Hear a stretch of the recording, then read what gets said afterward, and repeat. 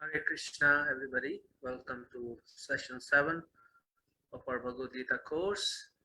We will talk about three important topics: knowledge, doubt, and faith. So let's read the verses from the Bhagavad.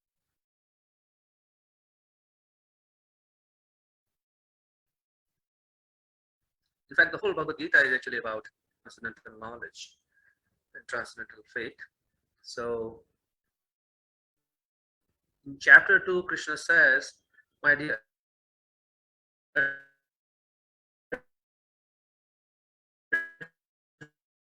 Arjuna, how have these impurities come upon you?" Is speaking to Arjuna. Whatever knowledge Arjuna presented for not fighting, reasons for not fighting, Krishna rejects that and he calls them impurities. So we are in this body, we are filled with different impurities. Our consciousness is filled with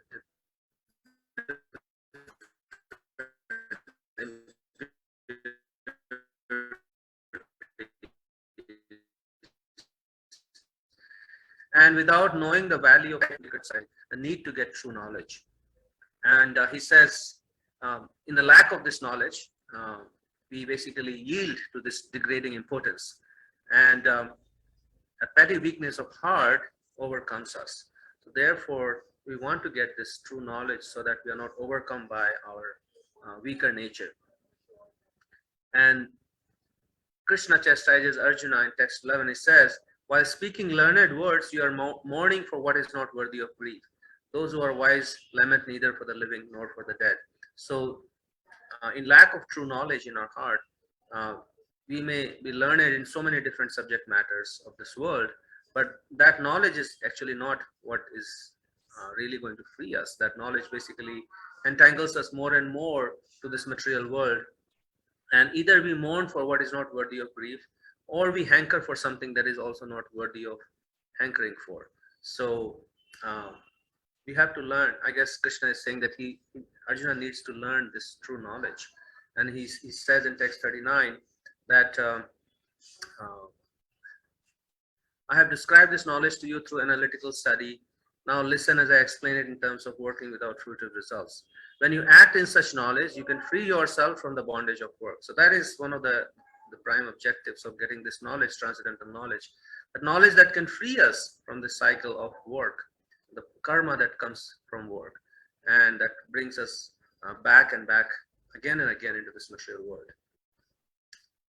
True knowledge is something beyond the rituals and uh, the knowledge uh, given in the Vedas or other texts where we just want to get something, some material benefit out of our spirituality. So this true knowledge is actually beyond that.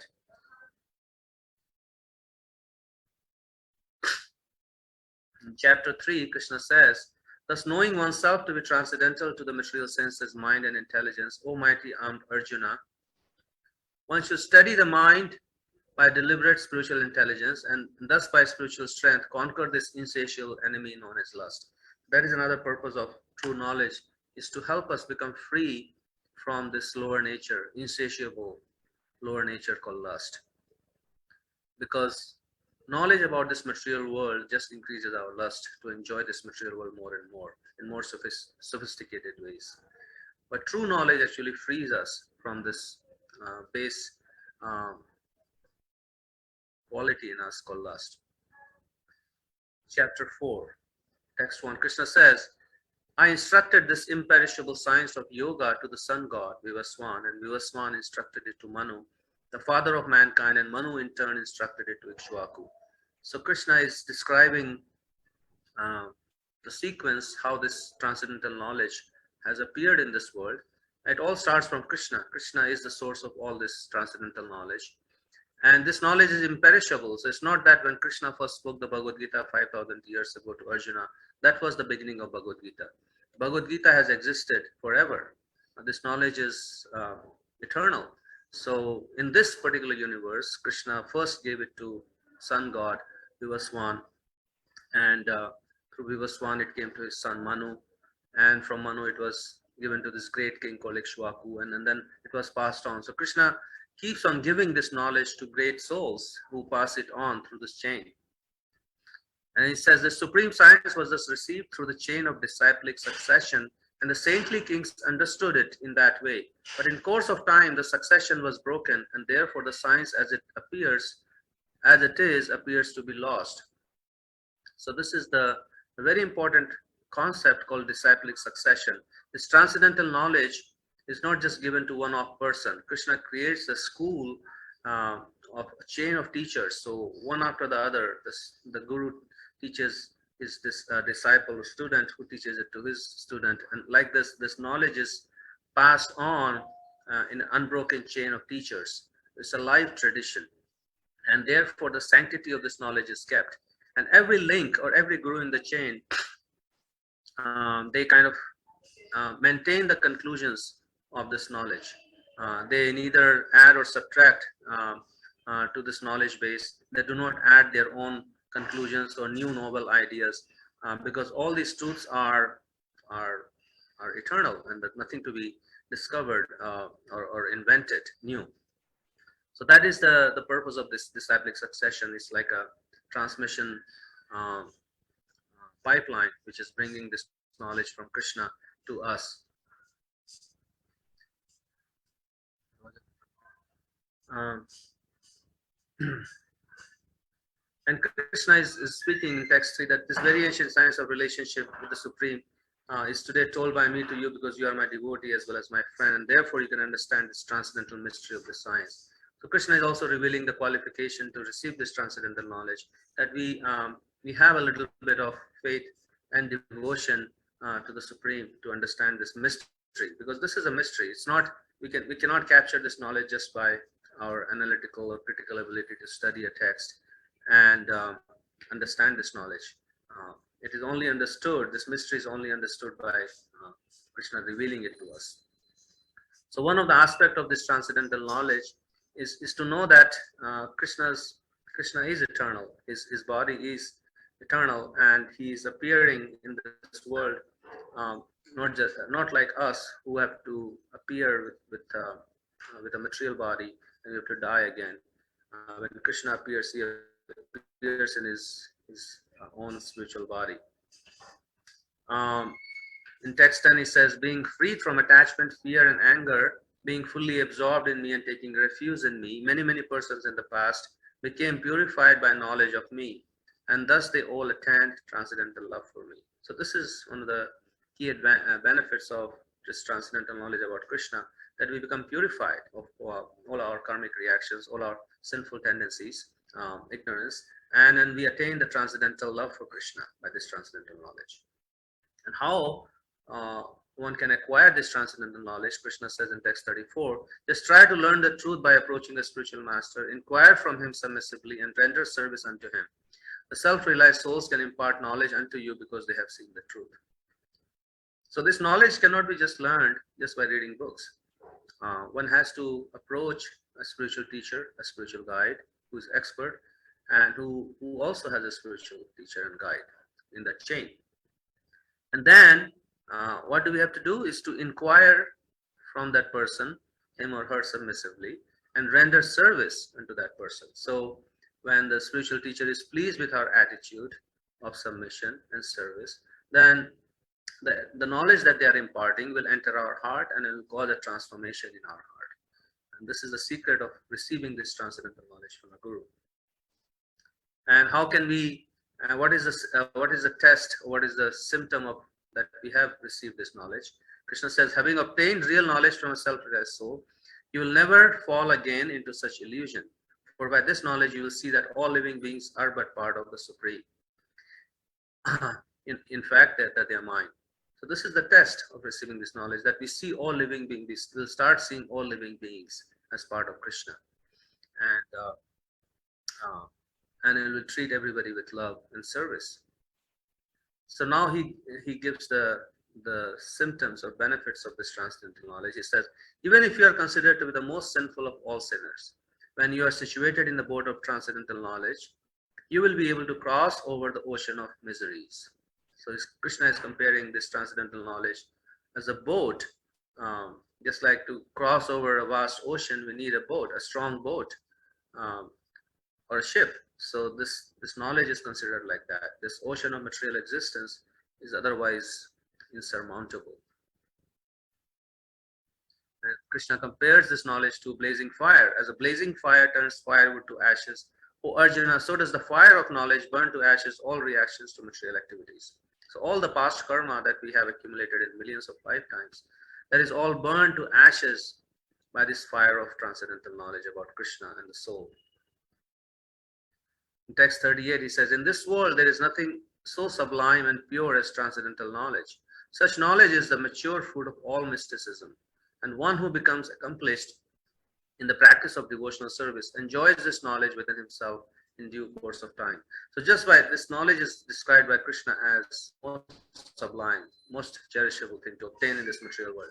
And just by practicing bhakti, this transcendental knowledge will arise in our heart.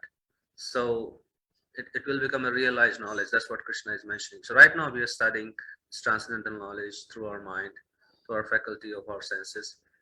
But then with the practice of bhakti, this knowledge will become realized knowledge in our heart and will cause real transformation within our heart. Text 39, a faithful man who is dedicated to transcendental knowledge and who subdues his senses is eligible to achieve such knowledge, and having achieved it, he quickly attains the supreme spiritual peace. So this is the symptom of this knowledge, that we attain supreme happiness and supreme peace.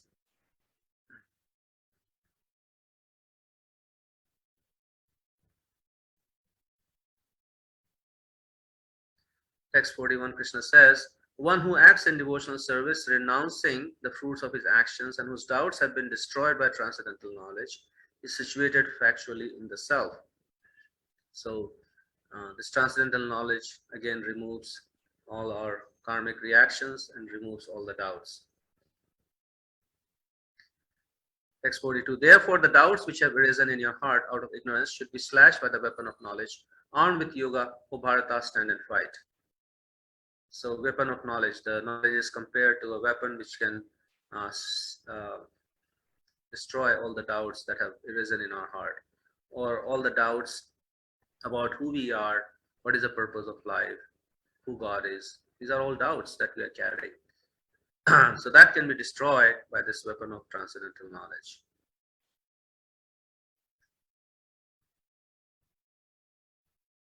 Text 17, Krishna says, when once, in chapter 5, when one's intelligence, mind, faith, and refuse are all fixed in the Supreme, then one becomes fully cleansed of misgivings through complete knowledge, and thus proceeds straight on the path of liberation. So fixing our mind, faith, and refuge in the Supreme, and Krishna will give us this complete knowledge where all misgivings in our heart will be removed. Text 29, he says, this is the symptom of true knowledge.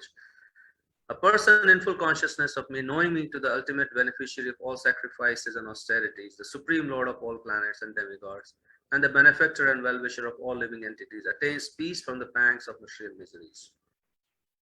So real knowledge means to know Krishna is the ultimate beneficiary of all sacrifices. He's the enjoyer of whatever sacrifices, austerities we perform in our spiritual life.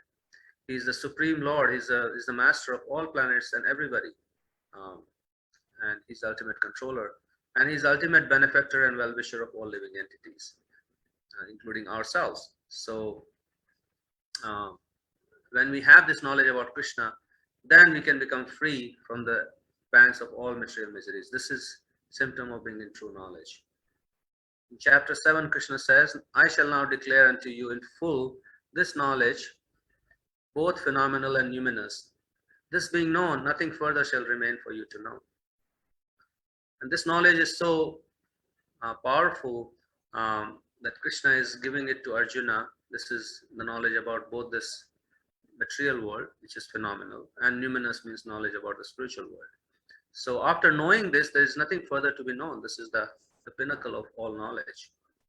But this knowledge is not achievable by everybody. He says, out of many thousands among men, one may endeavor for perfection, and of those who have achieved perfection, hardly one knows me in truth. So that's why we see not everybody is interested in knowing about God or the self. Very few people are interested. And out of those very few people, only only a rare few actually know Krishna in truth. So this is again, Krishna says in text 7, that this is true knowledge. O conqueror of wealth, there is no truth superior to me. Everything rests upon me as pearls are strung on a thread. So the highest summit of knowledge is to actually know Krishna, because he's the highest truth. And therefore he says in text 19, after many births and deaths, he who is actually in knowledge surrenders unto me. Knowing me to be the cause of all causes and all that is, such a great soul is very rare. So this is being what it means to be actually in knowledge, knowing Krishna to be the cause of all causes. Then in chapter 9, Krishna describes this king of knowledge. In text 2, he says, this knowledge is the king of education, the most secret of all secrets. It is the purest knowledge, and because it gives direct perception of the self by realization, it is the perfection of religion, it is everlasting, and it is joyfully performed. This is a symptom of this transcendental knowledge, that it is the king of all education.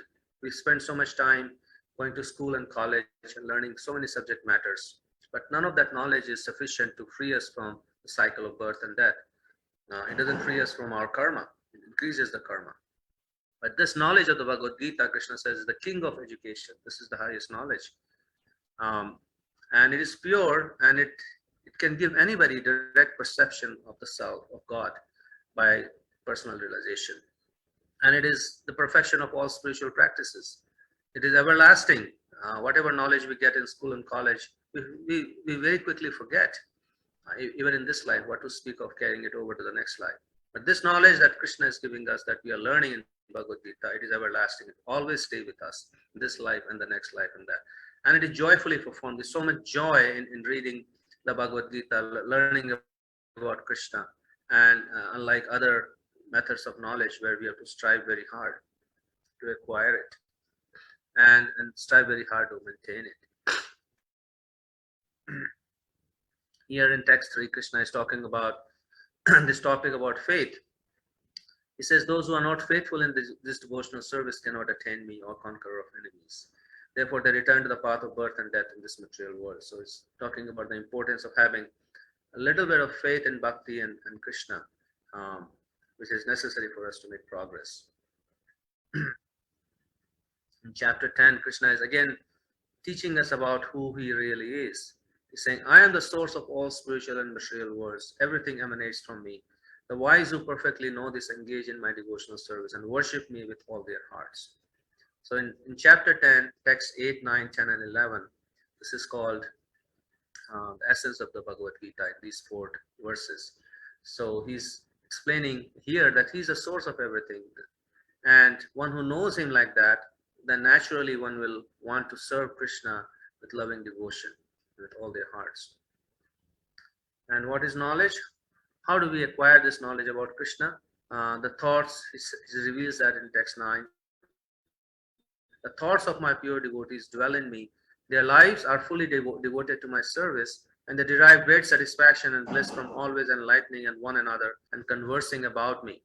So this is how we progress in bhakti, is just coming together as we are doing every day, coming together, talking about Krishna, enlightening one another with our realizations, with our questions. And just by doing that, we are actually going back to the spiritual world. We are developing the highest knowledge. Text 10, Krishna says, to those who are constantly devoted to serving me with love, I give the understanding by which they can come to me. To show them special mercy, I, dwelling in their hearts, destroy with the shining lamp of knowledge the darkness born of ignorance. So this Krishna is sitting in the heart, and he gives us that transcendental knowledge from within our heart, which destroys all the darkness. Because there is nothing else that can destroy this darkness born of ignorance. And Krishna is always ready to guide us back to the spiritual world. In text 42 says, what need is there, Arjuna, for all this detailed knowledge? The single fragment of myself I pervade and support this entire universe. And in chapter 13, Krishna gives the symptom of true knowledge. What is real knowledge? When we ask somebody knowledge, we are always looking for knowledge about something. But here Krishna gives the clear definition of what knowledge means.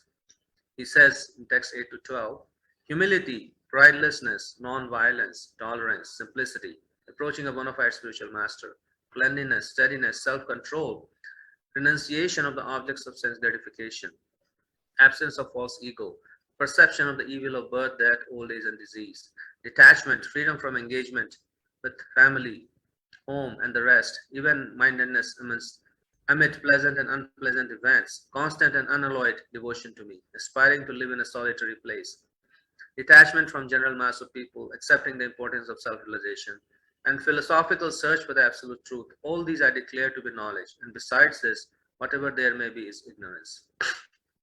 Very precise and practical definition of knowledge Krishna gives in chapter 30. In text 13, he says, I shall now explain the knowable, knowing which you will taste the eternal Brahman, the spirit, beginningless and subordinate to me, lies beyond the cause and effect of this material world. Those who see with eyes of knowledge the difference between the body and the knower of the body, and can also understand the process of liberation from bondage in material nature, attain to the supreme goal.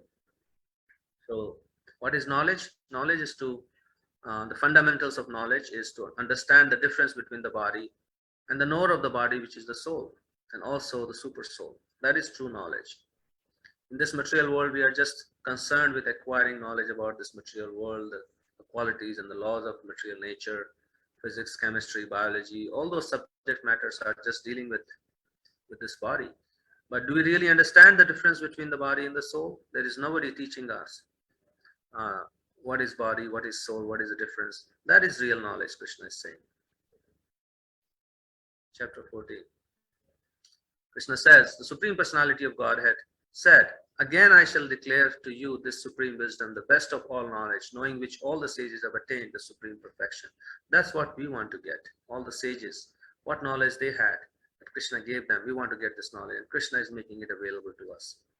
By becoming fixed in this knowledge, one can attain to the transcendental nature like my own. The established one is not born at the time of creation or disturbed at the time of dissolution. Because without this knowledge, we'll be again born into a body, again die. But by attaining this transcendental knowledge, we can become free. Chapter 15. I am seated in everyone's heart, and from me comes remembrance, knowledge, and forgetfulness. By all the Vedas, I am to be known. Indeed, I am the compiler of the Vedanta, and I am the knower of the Vedas. So this is this knowledge that we are. Krishna gives. He's sitting in our heart, and he gives us the remembrance and knowledge.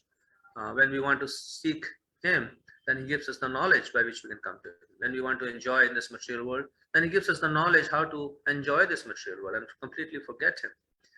So Krishna is giving us this remembrance and forgetfulness as a super soul.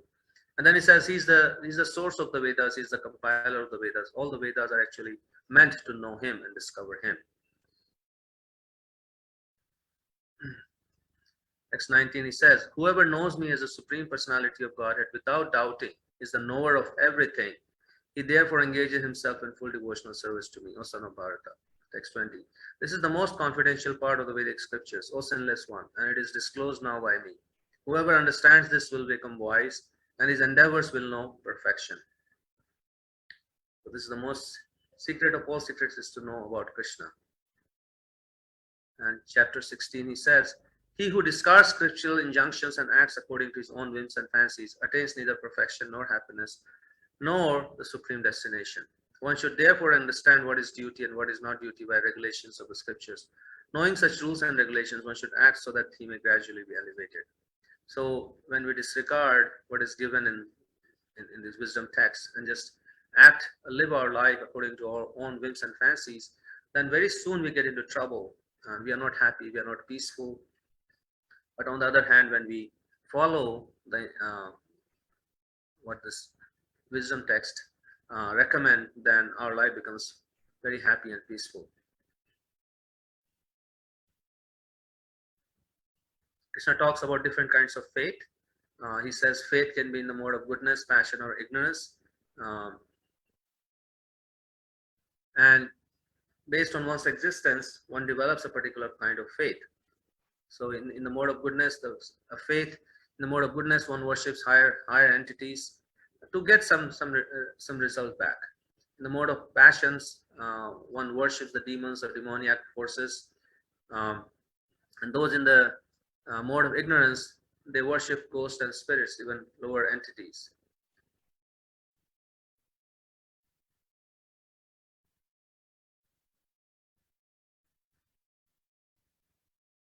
In chapter 18, Krishna says about knowledge, that knowledge by which one undivided spiritual nature is seen in all living entities.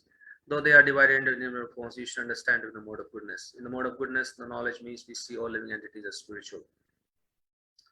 So, like that, he describes knowledge in the three modes: mode of goodness, mode of passion, mode of ignorance.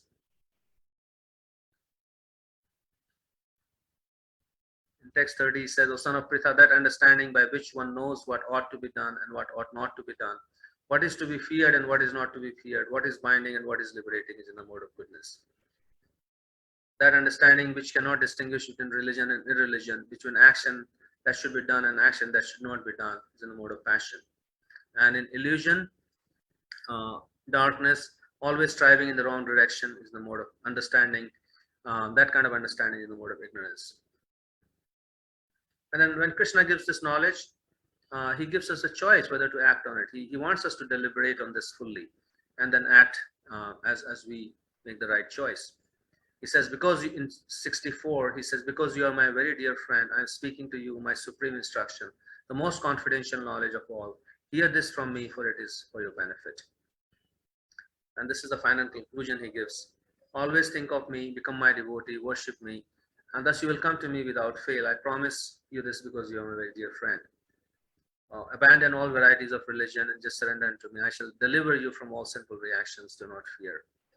This is the final instruction Krishna gives. And then he also gives a benediction of, you have received this knowledge and share it with others. He says, one who explains this supreme secret to the devotees, to others, pure devotional service is guaranteed, and at the end he will come back to me. So,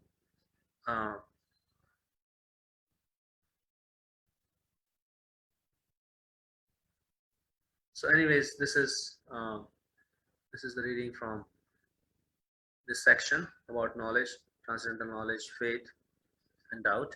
And now we'll continue into our presentation. Thank you.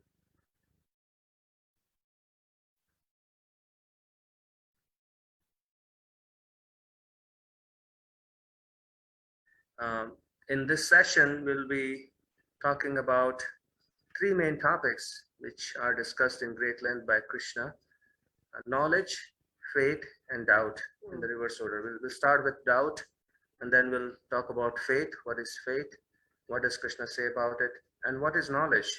The word knowledge we use so casually, but what is the meaning of knowledge? What is the object of knowledge? What is knowable? And what is real knowledge? And how does it help us, real knowledge? So in the last session, let me bring out the PowerPoint. I was just thinking that how doubt is something that, we often think of doubt as a negative thing or something that is not desirable. But in the Bhagavad Gita, actually, it starts with doubt. The first chapter can also be effectively called the yoga of doubt, because that's what we are seeing. Arjuna has so many doubts, and even throughout the Bhagavad Gita, Arjuna does not hesitate to bring out his doubts and put it forward, to Krishna and say, what, I don't understand this. You're saying one thing here and then you're saying something else. How do I reconcile? So this is something that's a very integral part of the development of our faith. So we talked about material world in the last session. What is this material world? Why is it created? Characteristics of this material world. We talked about Krishna's material energies, illusory energy called Maya, the process of creation of this material world, and the three forces, most importantly, the three forces of material nature that bounce us around, that control us, that pervade every aspect of our being, and how do we actually get free from these forces of nature. So one question that comes to mind when we are reading Bhagavad Gita and when we are studying all these concepts about soul and God and material energy and these forces, one may come up with a question: is that really true? One may have this doubt: is this really true? How can I verify it? How can I have absolute faith in it, confidence in it? So this is and this question of knowledge about anything that is beyond our sense perception, this has always plagued or prodded philosophers throughout centuries, that how do we get knowledge about anything? I guess the other word that is sometimes a big problem word is the word faith. And so many scientists and empirical philosophers struggle with it, that, does faith mean something with no evidence? And what is blind faith? And we're going to talk a little bit about blind doubt as well, and how to, I guess, navigate this world of faith and doubt, which seems like they're like cousins, they're brothers. One cannot have one without the other. And so how does one use doubt as a stepping stone, and how does one use faith? And what kind of faith can be beneficial, and what kind of faith can be detrimental? And then we'll also talk about, so before we talk about all this, I guess it's an important thing to contemplate is what are the ways by which we acquire knowledge? And so we'll explore. There are three primary ways of acquiring knowledge in any field. And so we'll talk about that. And then finally, we'll talk about transcendental knowledge, which is the subject matter of the Bhagavad Gita. What is transcendental knowledge? What are the characteristics? What is the benefit? There's a whole chapter in the Bhagavad Gita called transcendental knowledge. That's chapter 4. And then how do we acquire this transcendental knowledge? That's also a very important subject matter of Bhagavad Gita. So we'll talk about, Krishna introduces us to the concept of guru, and this chain of gurus called Guru Parampara, or this disciplic chain.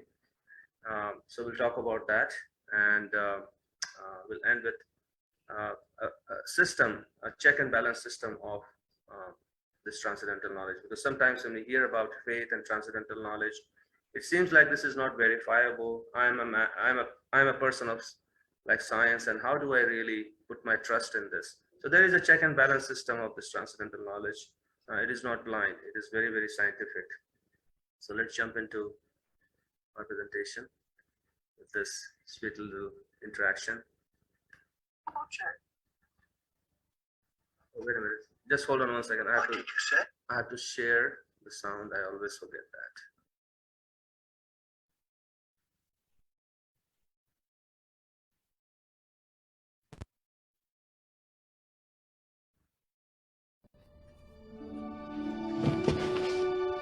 What did you say? The wardrobe upstairs. Lucy thinks she's found a forest inside. She won't stop going on about it. What was it like? Like talking to a lunatic. No, not her, the forest. You're not saying you believe her? You don't? But of course not. I mean, logically, it's impossible. What do they teach in schools these days? Edmund said they were only pretending. And he's usually the more truthful one, is he? No. This would be the first time. Well, if she's not mad and she's not lying, then logically, we must assume she's telling the truth. Yours. This is a huge conflict, right? Between, how do we believe? And sometimes we struggle with where do we place logic and where do we place reason? And are they supposed to be two separate containers, or can they coexist? Logic and faith, yeah. Logic and faith, right? So and as he's saying, when sometimes to a person who just believes in logic, the topics of soul and something beyond this material world, something beyond our senses, may seem like this person is a lunatic, right? So how do we resolve this? Wardrobe. And I guess this has led to this: I only believe in what I see through my senses. I only believe in what can be inferred or derived through logic. This has kind of led to this world of disbelief. And this is something that has actually entered into every arena of our life. Anything that cannot be tested just by our senses, we tend to get very uncomfortable with that.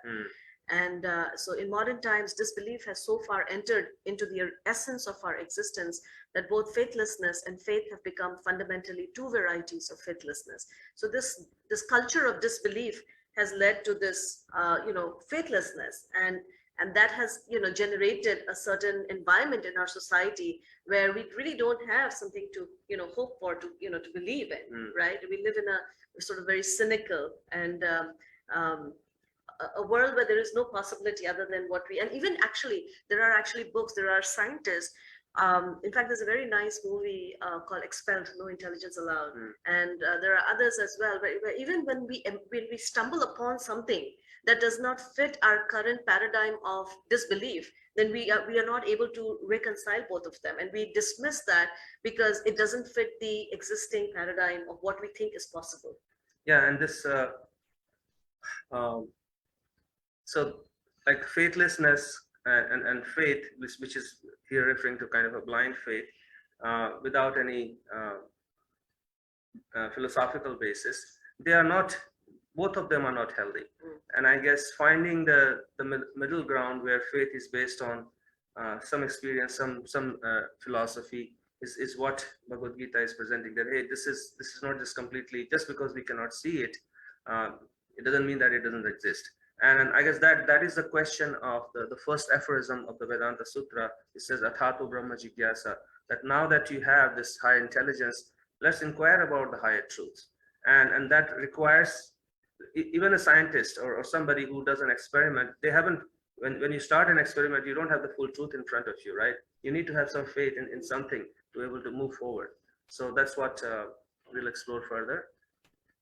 So it's imperative in science to doubt. It is absolutely necessary for progress in science to have uncertainty as a fundamental part of your inner nature. To make progress in understanding, we must remain modest and allow that we do not know.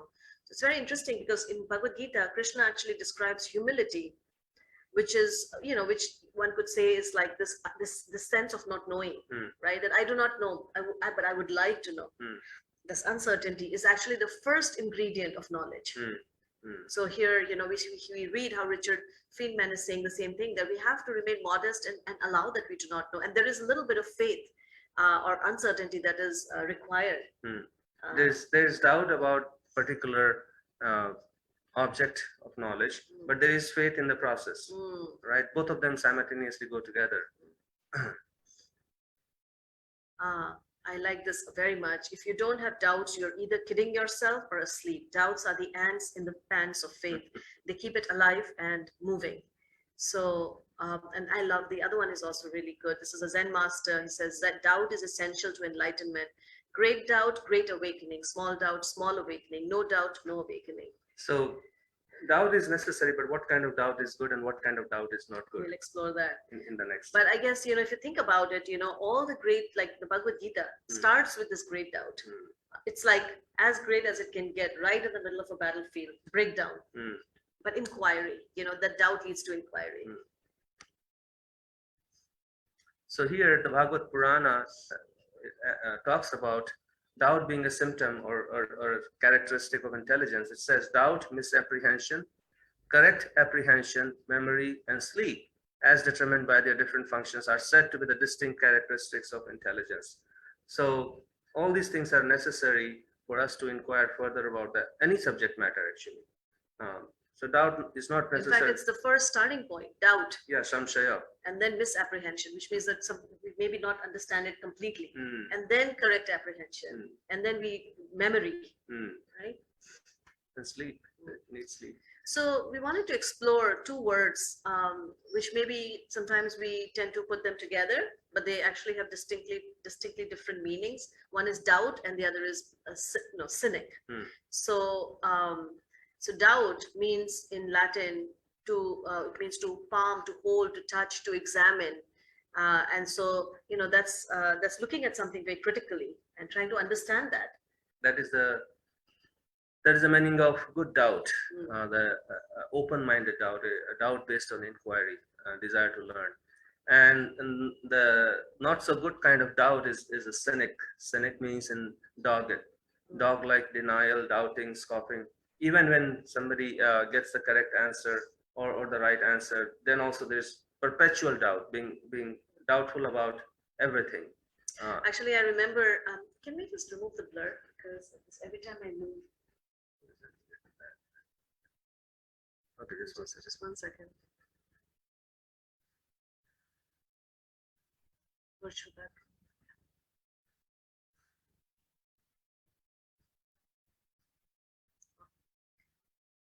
Yeah, that's okay. So I remember having this conversation with a very, very smart kid from Stanford. And there were, he had these moments where he could feel that something was not adding up.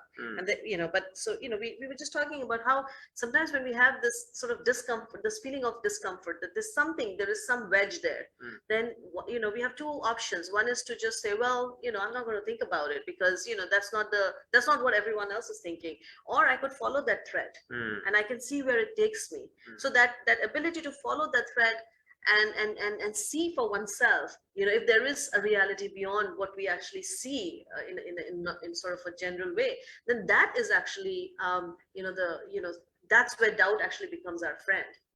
Yeah. Or the other is cynic, like I'm just going to deny it. And then in that kind of doubt, the doubt itself becomes the faith. And then that's where we are never able to come out of, are never really able to find the real truth. That doubt actually itself becomes a form of fanaticism. Yeah. Right. So again, Khalil Gibran is saying that how doubt is, it can be deceptive, but it is also a tool of inspection. And also, this is beautiful. It's a pain too lonely to know that faith is his twin brother. So they both, even for a spiritual practitioner in the path of bhakti, one has to navigate, one has to constantly, do this dance between doubt and faith. And to the extent we are able to do that, to that extent, we're actually able to make further progress because, every time a doubt comes, that's a moment of crisis. And at that moment, how we respond to those doubts actually determines how we are going to make further progress. And where we take our doubt to. Like Arjuna, he could take his doubts to Krishna and he could resolve that. So what do we do with our doubt is actually what matters. And this is Life of Pi. Many of you might have watched the movie. It says to choose doubt as a philosophy of life is akin to choosing immobility as a means of transportation. So it's very, many times I've thought about it, that doubt is so paralyzing. And actually Krishna says in the Bhagavad Gita in one place, he says, a person who's constantly doubting can actually never have happiness, either in this world or the next. So, to stay in the state of constant doubt, it's where do you go from there? To do anything, to wake up in the morning, it requires a little bit of faith. Yeah, that My feet are there, my hands are there. The earth is there. Earth is there. So this is a chart that created to help understand these two different kinds of doubt. The first kind is the cynical doubt, which is leads to uncertainty, cynicism, where we are unsure about everything, and we are always cynical about any kind of truth. And that leads to basically always being indecisive, always being in disbelief. And it's kind of stemming from a mode of ignorance, as we discussed in the last session. This mode of ignorance is not able to see, even though something is before us, right in front of our eyes. And that leads to this sort of endless thought loops. And we just don't know. I remember, talking to my grandfather, who had actually, who had dabbled into, spirituality, but at the end, like he was like, I just don't know if any of it is true. And it just led him to this place of despair. Despair, yeah, that's the word. It led him to so much despair, and finally to self-doubt. Finally to a lot of self-doubt, a lot of fear within the heart, because we just don't know whether so this doubt, if you think about it, it's like a dark, like a veil or a fog, and we don't know if I can actually take the next step. And if I take the next step and if I walk, am I actually going to find the earth? So that kind of doubt basically leads to fear. Yeah. It kind of leads to depression, despair, not really being positive, always no hope, lack of hope, lack of enthusiasm about anything. Yeah. That is that path that, and it also leads to like completely just depending on our senses and our mind to do anything. So now we can, take doubt, whatever doubts we may have, we can take that doubt onto another path, which is that we can transform those doubts into curiosity and an open-minded inquiry, which means that, okay, I do not know, but I am willing to explore. There is an open-mindedness. There's a pair of fresh eyes, which are not jaded, which are not, like, okay, it cannot be, but rather I'm curious. And that leads to kind of application and service, that you want to explore that doubt. You want to take something and apply it and see it in your own life. It leads to serving others, where the first kind of doubt is kind of very self-centered, and it doesn't really help anybody. And I guess to be fair, I mean, one of the things that can happen to a spiritual practitioner is sort of this fossilization of this faith, which means that it becomes like so it loses the quality of wonder, and one starts to think that this is it, And I know. and I know, and I now know, and this is it, and that immediately does not. So we always want to stay in this state of wonder, and that means humility as well. So that humility is not just the starting point, but it accompanies the practitioner throughout, where one then immediately is open to learning more and going deeper, and knowing that there are deeper and deeper forms or deeper experiences of that reality. And that humility is based on faith. That humility is not based, it doesn't mean that, oh, I just don't know, but it means that I have experienced a higher reality, and I have faith in that higher reality, but I don't know everything, and I'm open to exploring and learning new things. And that especially comes, it's very useful, especially when we are reading these ancient bhakti texts, these wisdom texts, and we come across certain parts of it which we cannot wrap our heads around them, and it's like, but how do can I really? And yeah, okay, we may not be able to immediately accept every word or verify everything based on our current knowledge of science and whatever.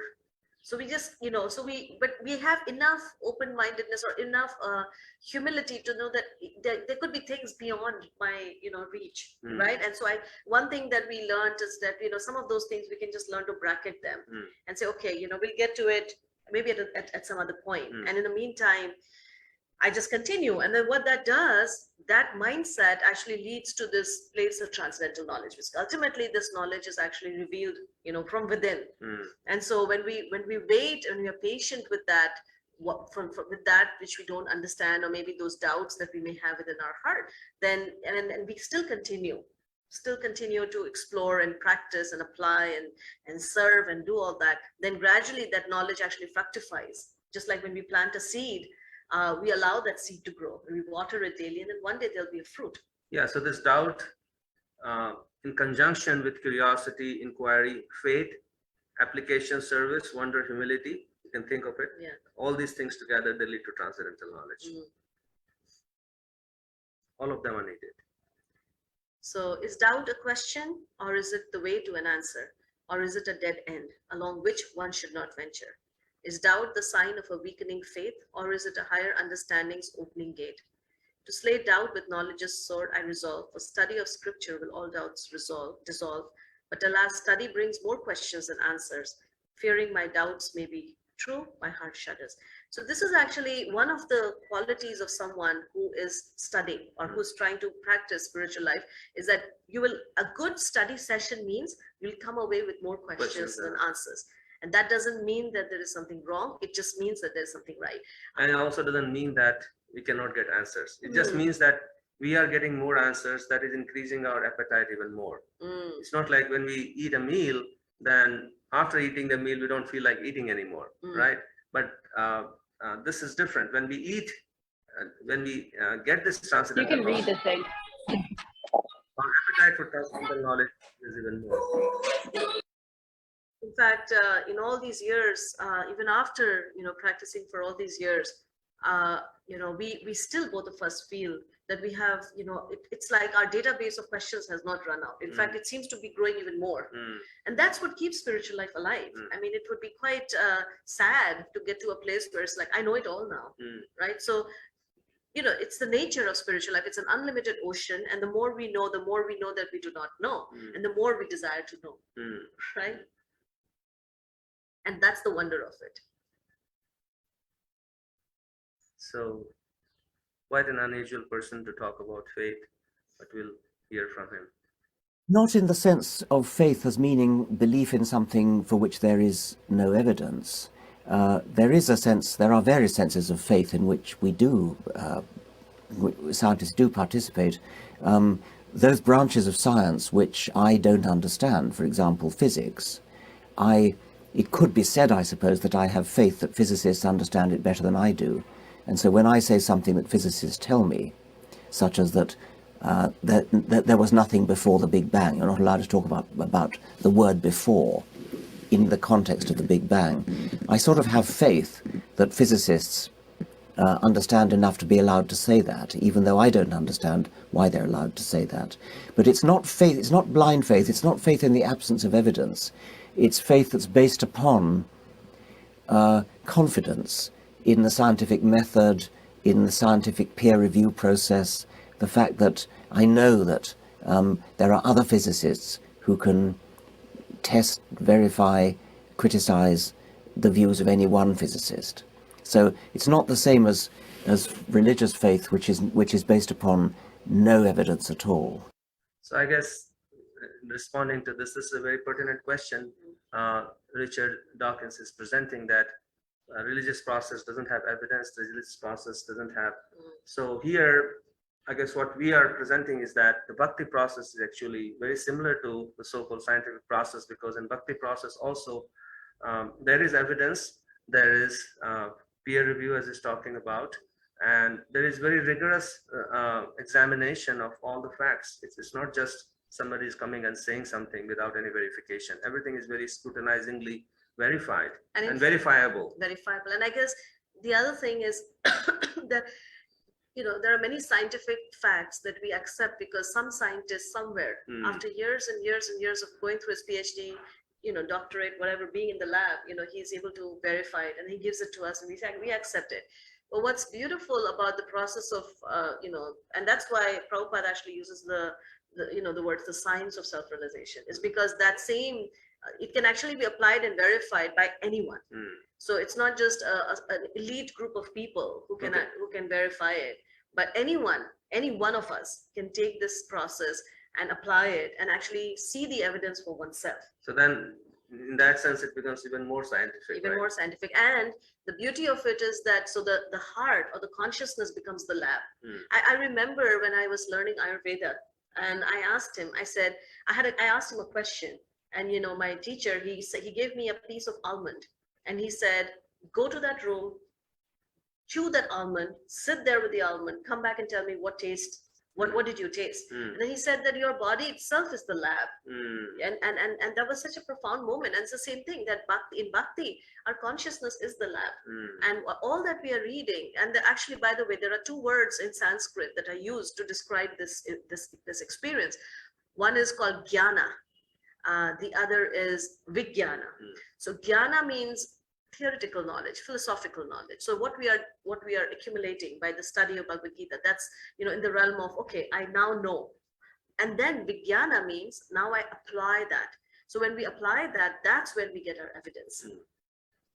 And that strengthens the faith, that the doubt leads to faith. If you stumble about believability, what are you living for? Love is hard to believe, ask any lover. Life is hard to believe, ask any scientist. God is hard to believe, ask any believer. What is your problem with hard to believe? It's so beautifully said. We just loved it, you know, so we just wanted to share this, that, you know, there is a realm of, you know, where our belief is actually stretched. Yeah, and our belief is always being stretched, right? How can we say that, okay, this is what I believe and that's the end of it? Because we ourselves have overcome that boundary so many times in our life. Absolutely. What we understand at the age of 40 or 50 is very different from what we understood, you know, what we knew at, like, say 20. Yeah. Right. So, you know, so many things change, and that's, you know, bhakti is basically the stretching of or expanding the realm of logic and reason, and we expand that by, you know, by applying faith, but ultimately to get our own evidence. And then logic and reason is also basically based on our past experience. Whatever is our past experience, that forms the structure of our current logic, right? And if we experience something new, then our logic changes also to accommodate that something new. So this is an interesting something on Brahma and Allah and Jesus and Buddha and the gods of Jainism, and you know, and why not sprites and all these other things? Why not? Why not? What's to be gained? I remember for years I volunteered in palliative care for the dying, and I remember thinking, if you are dying in your bed, you know, if your legs are tight like two little sticks and you have a mountain of a stomach, and you're rotted by disease, you know, the flesh on your face is melted away and you've lost your hair. What's the point of being reasonable? why not believe in whatever, whatever, Jesus, Buddha, any one of these? Why not believe that someone transcendentally loves you? Why not believe that?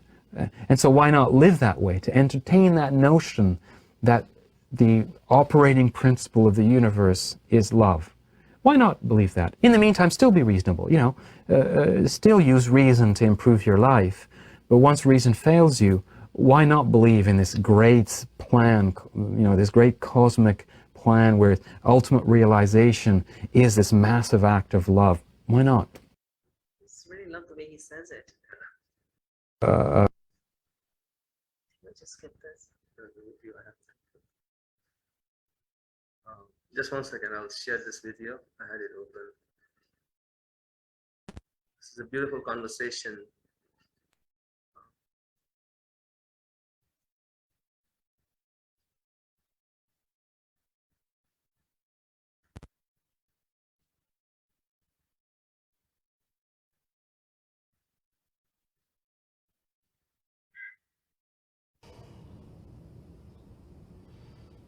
So the stories,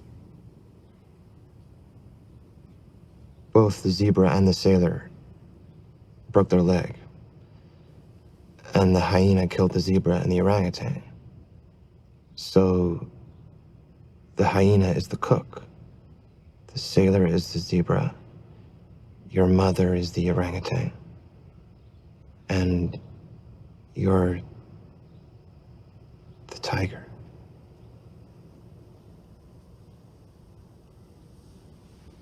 Can I ask you something? Of course.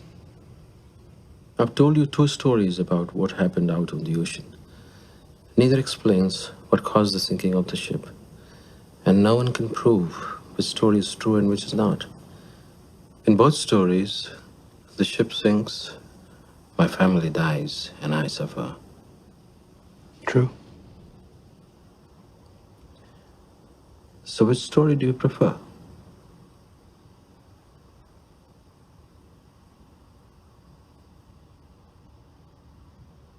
The one with the tiger. That's the better story. Was it? Thank you. And so it goes with God. A story. I remember this just brought to my attention, my mind, my memory, that we had a conversation sitting in our dining table, and there's this very dear friend who's been practicing for 50 years, and I think we were just going around and we were just sharing about what keeps us alive in our spiritual life, and he said that what keeps me alive is that I prefer this story. He said such a beautiful if even if I say, well, this is real and that is not real, but it's ultimately we don't know what is real. Say if we go with that premise. Yeah, somebody asked the same question to Prabhupada, and how do we know if Krishna is there or not? He said, well, if Krishna is, even if he's not there, but you are having a life full of transcendental enjoyment, right? You're dancing, you're having wonderful food, and you're always happy. So even if Krishna is not there, you have nothing to lose. Yeah, and then he said, But if Krishna is real, then so I guess the point is that there's a win-win situation. And so anyways, now we kind of switch gears. So from doubt we went to faith, and now we are, I guess, how do I know about something which is beyond me?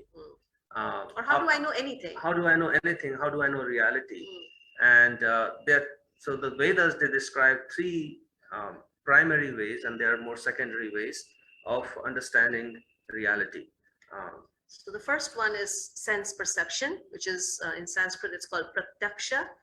Aksha means eyes and prati means in front of. So this is actually the standard empirical method of gaining knowledge. So this is knowledge from our senses and whatever we can see, touch, right? That's one way of gaining knowledge. But there are 4 problems with just depending on our senses to acquire knowledge, because our senses are imperfect. We have a tendency as human beings to make mistakes. We have a tendency to come under illusion. We take something else for something else.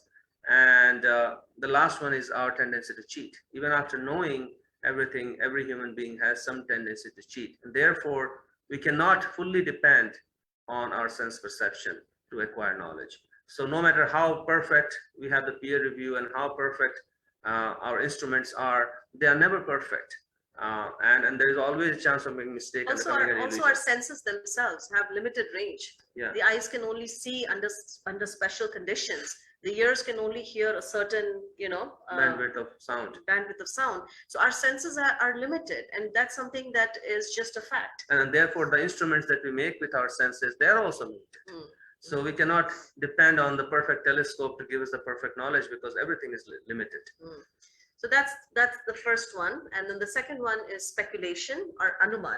So anuman is, again, we go beyond the senses. Now whatever data we have collected, based on that, we use the faculty of the mind to so maybe it's like this. That's putting forward theories, right? Yeah, kind of speculating, and just depending on the mind. Anuman means just depending on my mind to acquire knowledge. I sit near the mind. Huh? Yeah, I sit near my mind, and the mind is my guru basically. In this method of acquiring knowledge, I don't like to apply anything. I don't venture out. I just use my mind.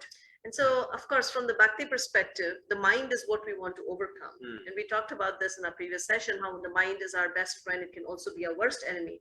So when we depend exclusively on the mind, then of course, the mind can take us astray.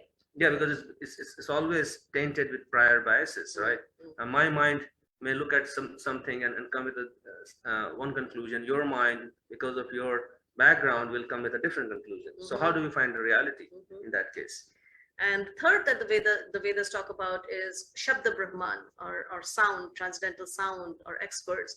And it says that that saves us time and energy. Now, one thing that we just want to kind of emphasize, that Shabda includes within it Pratyaksha, and it also includes within it the using of our mental faculty. Yeah, so Shabda means instead of using my senses, using my mind to acquire about something unknown, I depend on experts to give me knowledge.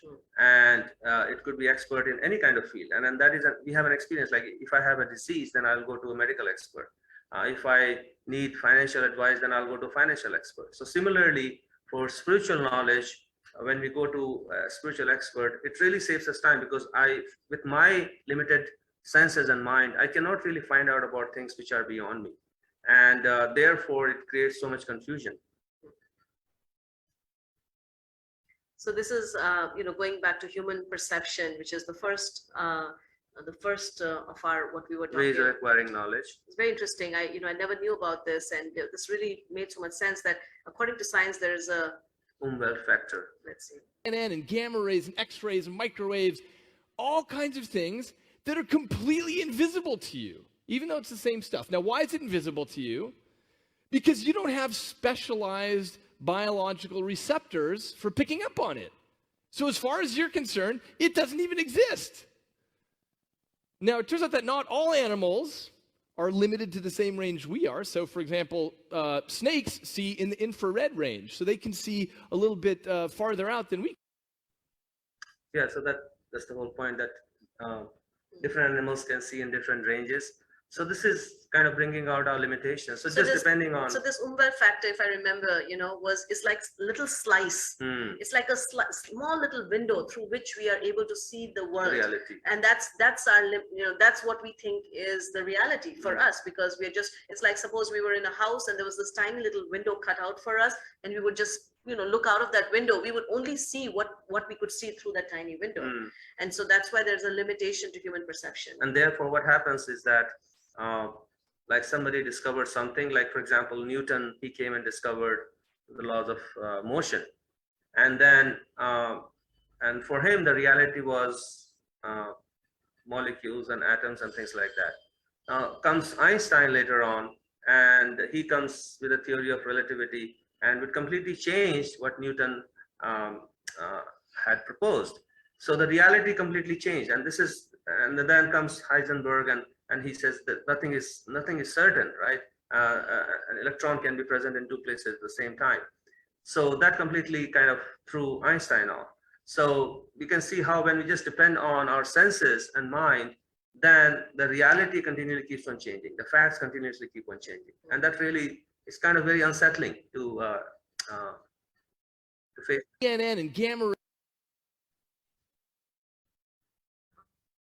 I think let's skip this.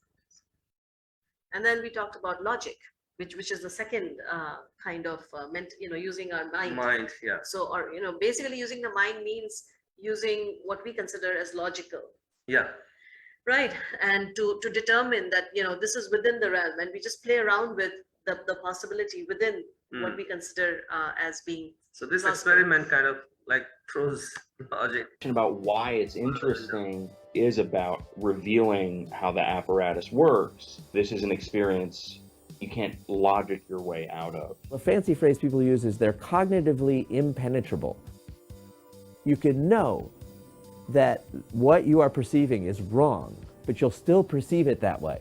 You can call it a trick or you can call it an illusion, but it's completely transparent. It's not a trick. It's that depending on the context you're in, your entire experience of the world can be altered, not through fact or fiction, but position. That is, our experience of the world depends not on what is true, but on what we perceive to be true.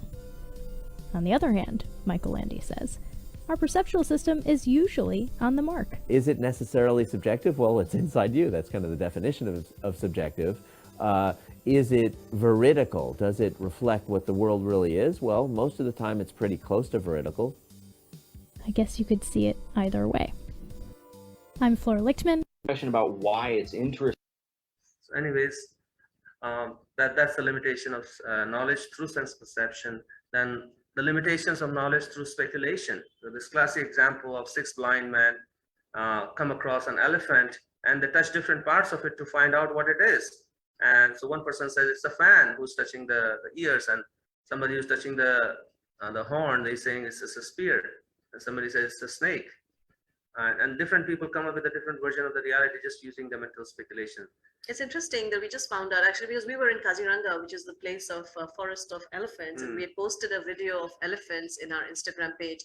And and then we did some research and found out that this blind man story, which is so popular, actually originated in the Vedas. There's references to that, like long time ago, and it basically, the idea is that reality has to be understood from many different angles of vision, and if you just see it from one angle of vision, then you lose out. It's like being a blind person. It's like being a blind person. So here, this is a story that Prabhupada would often share, and we find it's amusing, but at the same time it's also very instructive, that how there is this frog who's living in a small little well, and then he has a cousin who visits from the Pacific Ocean, and so he inquires from the frog from the Pacific Ocean says, yeah, my ocean is much bigger. I came from a place where there's like water just stretches forever. And so he's like, oh, how big is it? Is it like 2 times the size of my well? And he says, no. And he says, is it 4 times? So he kind of starts like filling his body with air, this frog in the well, and starts making him big and big and big by every time challenging, is it this big? Is it this big? Is it this big?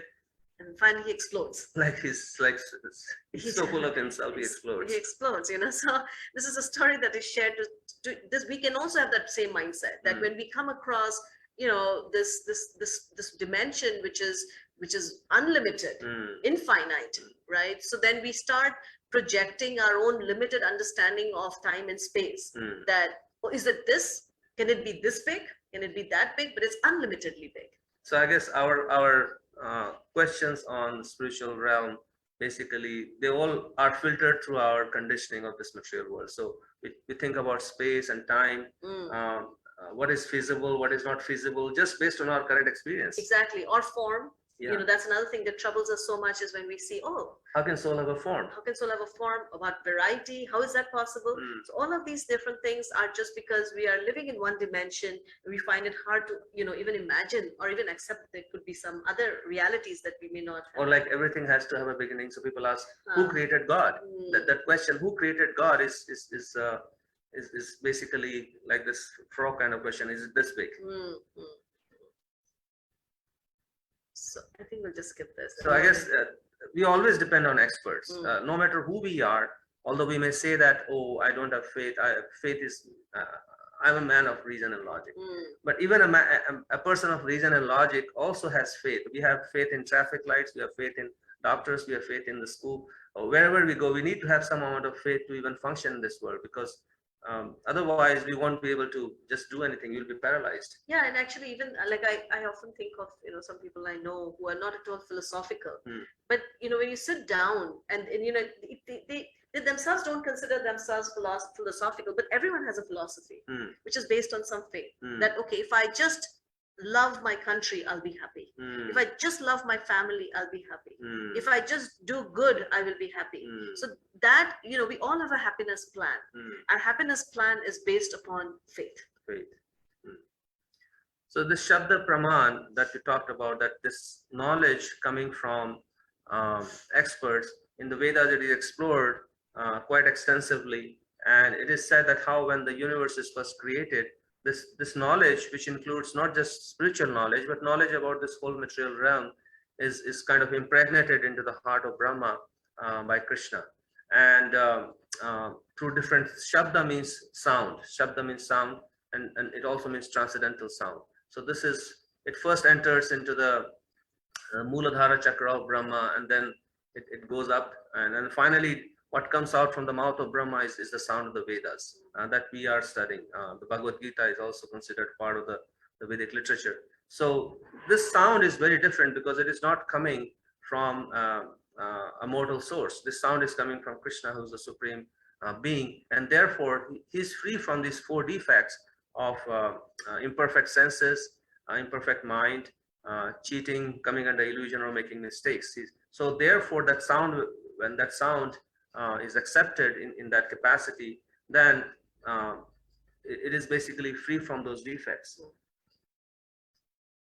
So here, you know, a little bit of Sanskrit. The word Veda means, you know, the root word is Vit, which means to see or to know. It's interesting, the word video also comes from Vit, which means to see. So, and it also means knowledge. The word Veda literally means knowledge. So there are so many Vedic texts, just to give. So this is all Shabda Brahma. This is not something that somebody just wrote down from their own imagination. This all this knowledge is ultimately coming from a transcendental source, Krishna, and it is presented. This is a descending system of knowledge. So that's another thing we wanted to talk about, is an ascending system of knowledge and a descending system of knowledge.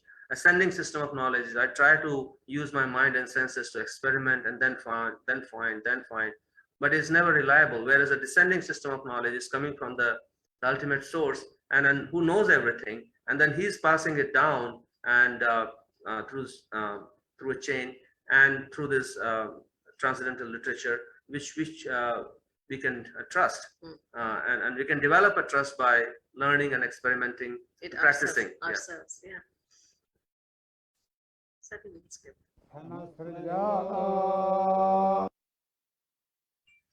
And interestingly, this video is no longer available, but if you watch the Cosmos series by Carl Sagan, he kind of compares the Vedic knowledge, especially the cosmic theory of creation given in the Vedas, and he finds a lot of he expresses a lot of confidence in the cosmic theory of creation that the Vedas describe. He says it's the closest that comes to their own experiments, something like that. So we just wanted to kind of, since we talked about Vedas and we talked about how the Vedas actually do not just contain spiritual knowledge, but it also contains enormous amount of material knowledge, because it's a wealth that we all have. It is meant for the whole world, and we think that so much. We tend to think that knowledge is the monopoly of our modern education, right? But it's very astonishing to know that how even the ancients, and with all of these ancient literatures, they actually had such advanced knowledge. And so it's kind of going from the realm of the knowable to the unknown. So that gives us a little bit of a holding ground that, okay, I can maybe put a little bit of initial faith in it, because they seem to know something, at least about things that can be empirically verified.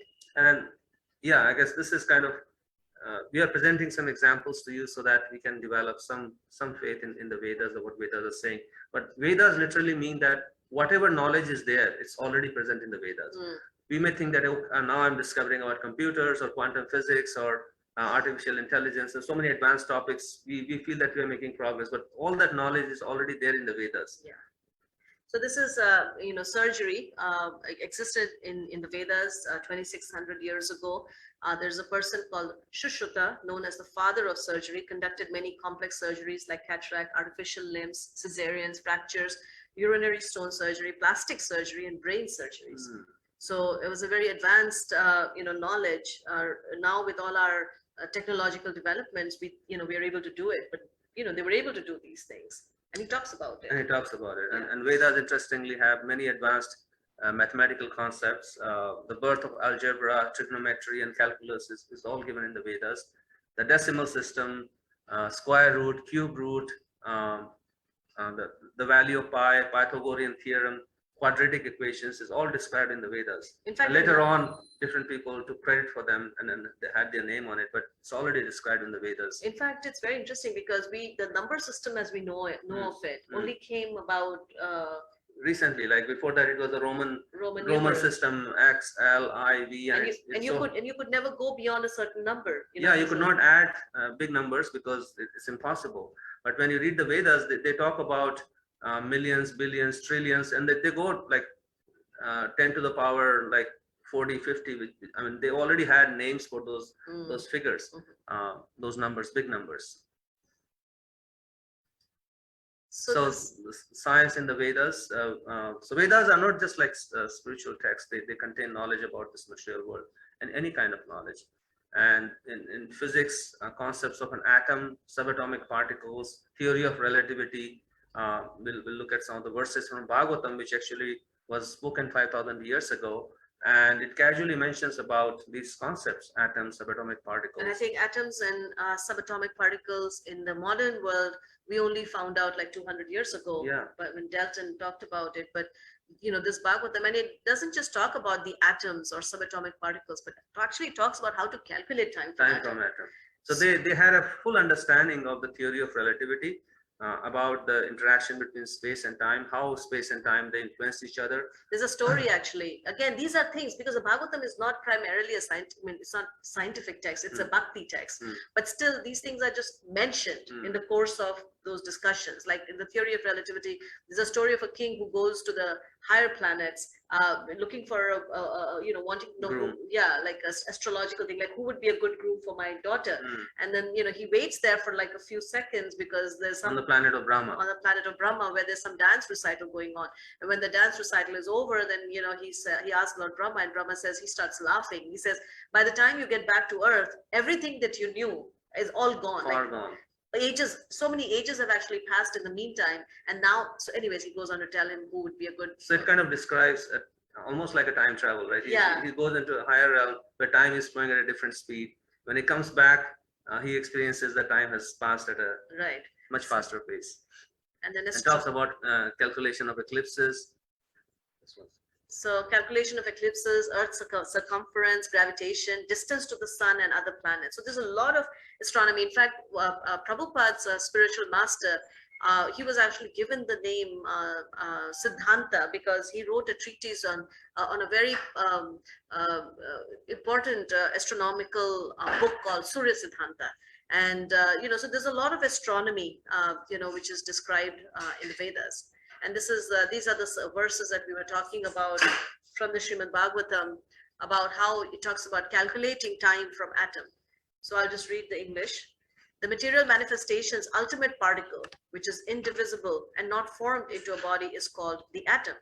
It exists always as an invisible identity, even after the dissolution of all forms. The material body is but a combination of such atoms, but it is misunderstood by the common man. And it kind of, this verse from Bhagavatam and the third canto, it describes atomic time is measured according to its covering a particular atomic space. That time which covers the unmanifest aggregate of atoms is called the great time. So how much time it takes for the sun to pass over an atom, they had actually described a whole experiment that anybody can conduct. and equipment needed for that to calculate time from the movement of atoms. So you can see how advanced knowledge that was. This is again another amazing thing that the Bhagavatam actually has a chapter which talks about the development of a baby within the womb in through the 9 months, and it's described in great detail. The development that happens in the first week and the second week, and then on and on and on and on. And different organs and different parts of the body which will appear. The timeline is given basically. Yeah. And so again, they didn't have our our ultrasounds and all that, but yet they had this knowledge. So and it directly matches the description here. Is directly confirmed by doctors that, hey, this is exactly how it happens. You don't have to read this. No. And this is very interesting part of the Bhagavatam where King Parikshit, Arjuna's grandson, he asked Sukadev that how the civilization will progress in the future and what kind of kings will come. So in that description in the 11th canto, it is described that all the future kings, Sukadeva Goswami is describing the kings who will appear in the future. He had the ability to look into the future, and he exactly describes that particular sequence in which the kings will come, what will the name of their sons, what will be the name of their sons, and that exactly matches how the history is unfolded. So for example, in the around the beginning of AD, there was this very evil king called Nanda in India, and it was very difficult. Nobody could conquer him. But finally, there's a king, there's a Brahmana called Chanakya who comes, and he, with the help of his prodigy, Chandragupta Maurya, he will basically defeat this great king Nanda. So this prophecy, these statements are given in the Bhagavatam, not just for this dynasty, but for several dynasties. And you can actually Google them and match word to word the names of the kings and their sons and their sons and their sons, the names of their ministers. All those details are given. So this is the knowledge of the Vedas. It is beyond the purview of time, actually. It's beyond. And I was just thinking that there is actually a Purana called Bhavishya Purana. And in that Purana, there is actually description of Buddha, there's description of Muhammad, and there's also the prediction of Jesus Christ. And when those predictions are made, the activities that they will perform, who their parents are going to be, where will they appear, all of that is mentioned. So this is the continuation. This Brahmana will enthrone Chandragupta. The exact names are given. You can see in the verse, Saeva Chandraguptambe. So the names are given. Whose son will be named Varisara. His modern name is Bimbisara. And the son of Varisara will be Ashokavardhana, the great king Ashok, who everybody knows from history. So their names are mentioned in the same sequence. This is another, the Vedas also describe Vimanas, airplanes. Advanced aircrafts. Yeah. So a few years ago, the Chinese discovered some Sanskrit documents in Tibet and sent them to the University of Chandigarh to be translated. Dr. Ruth Raina of the university said recently that the documents contain directions for building interstellar spaceships. So this method of propulsion is not using regular fuel, because how much fuel can you use? So that it uses anti-gravitational system, and analogous to the technology of Lagima, which is a byproduct of Ashtanga Yoga. So this is subtle technology and uses very refined technology for interstellar travel. Yeah, again, another experience I had with my Ayurvedic teacher was, his father, he could actually use mantras to cure. And I asked my teacher, I said, do you also know? And he said, I kept begging my father to teach me. And my father said, I can't teach it to you. If you want to learn this, you'll have to stop using your cell phones, and you'll have to stop flying in airplanes. And he said, I could not do both. And so I never learned it, but my father could actually treat using mantras or sound. And so, we have another wonderful professor, and he was mentioning in his travels and his research in South India, he came across a room which was filled with books, and it was just filled with books about just one topic, which is the treatment of elephants. And so there's such a vast body of knowledge in every sphere, whether it is astrology, whether it is medicine. Ayurveda is actually, it's from the Vedas, which is, so popular. So like that, there's just so much knowledge. And of course, bhakti or spirituality is the culmination. This is an interesting video by actually a professor in University of San Diego. University of California at Irvine, April 2017.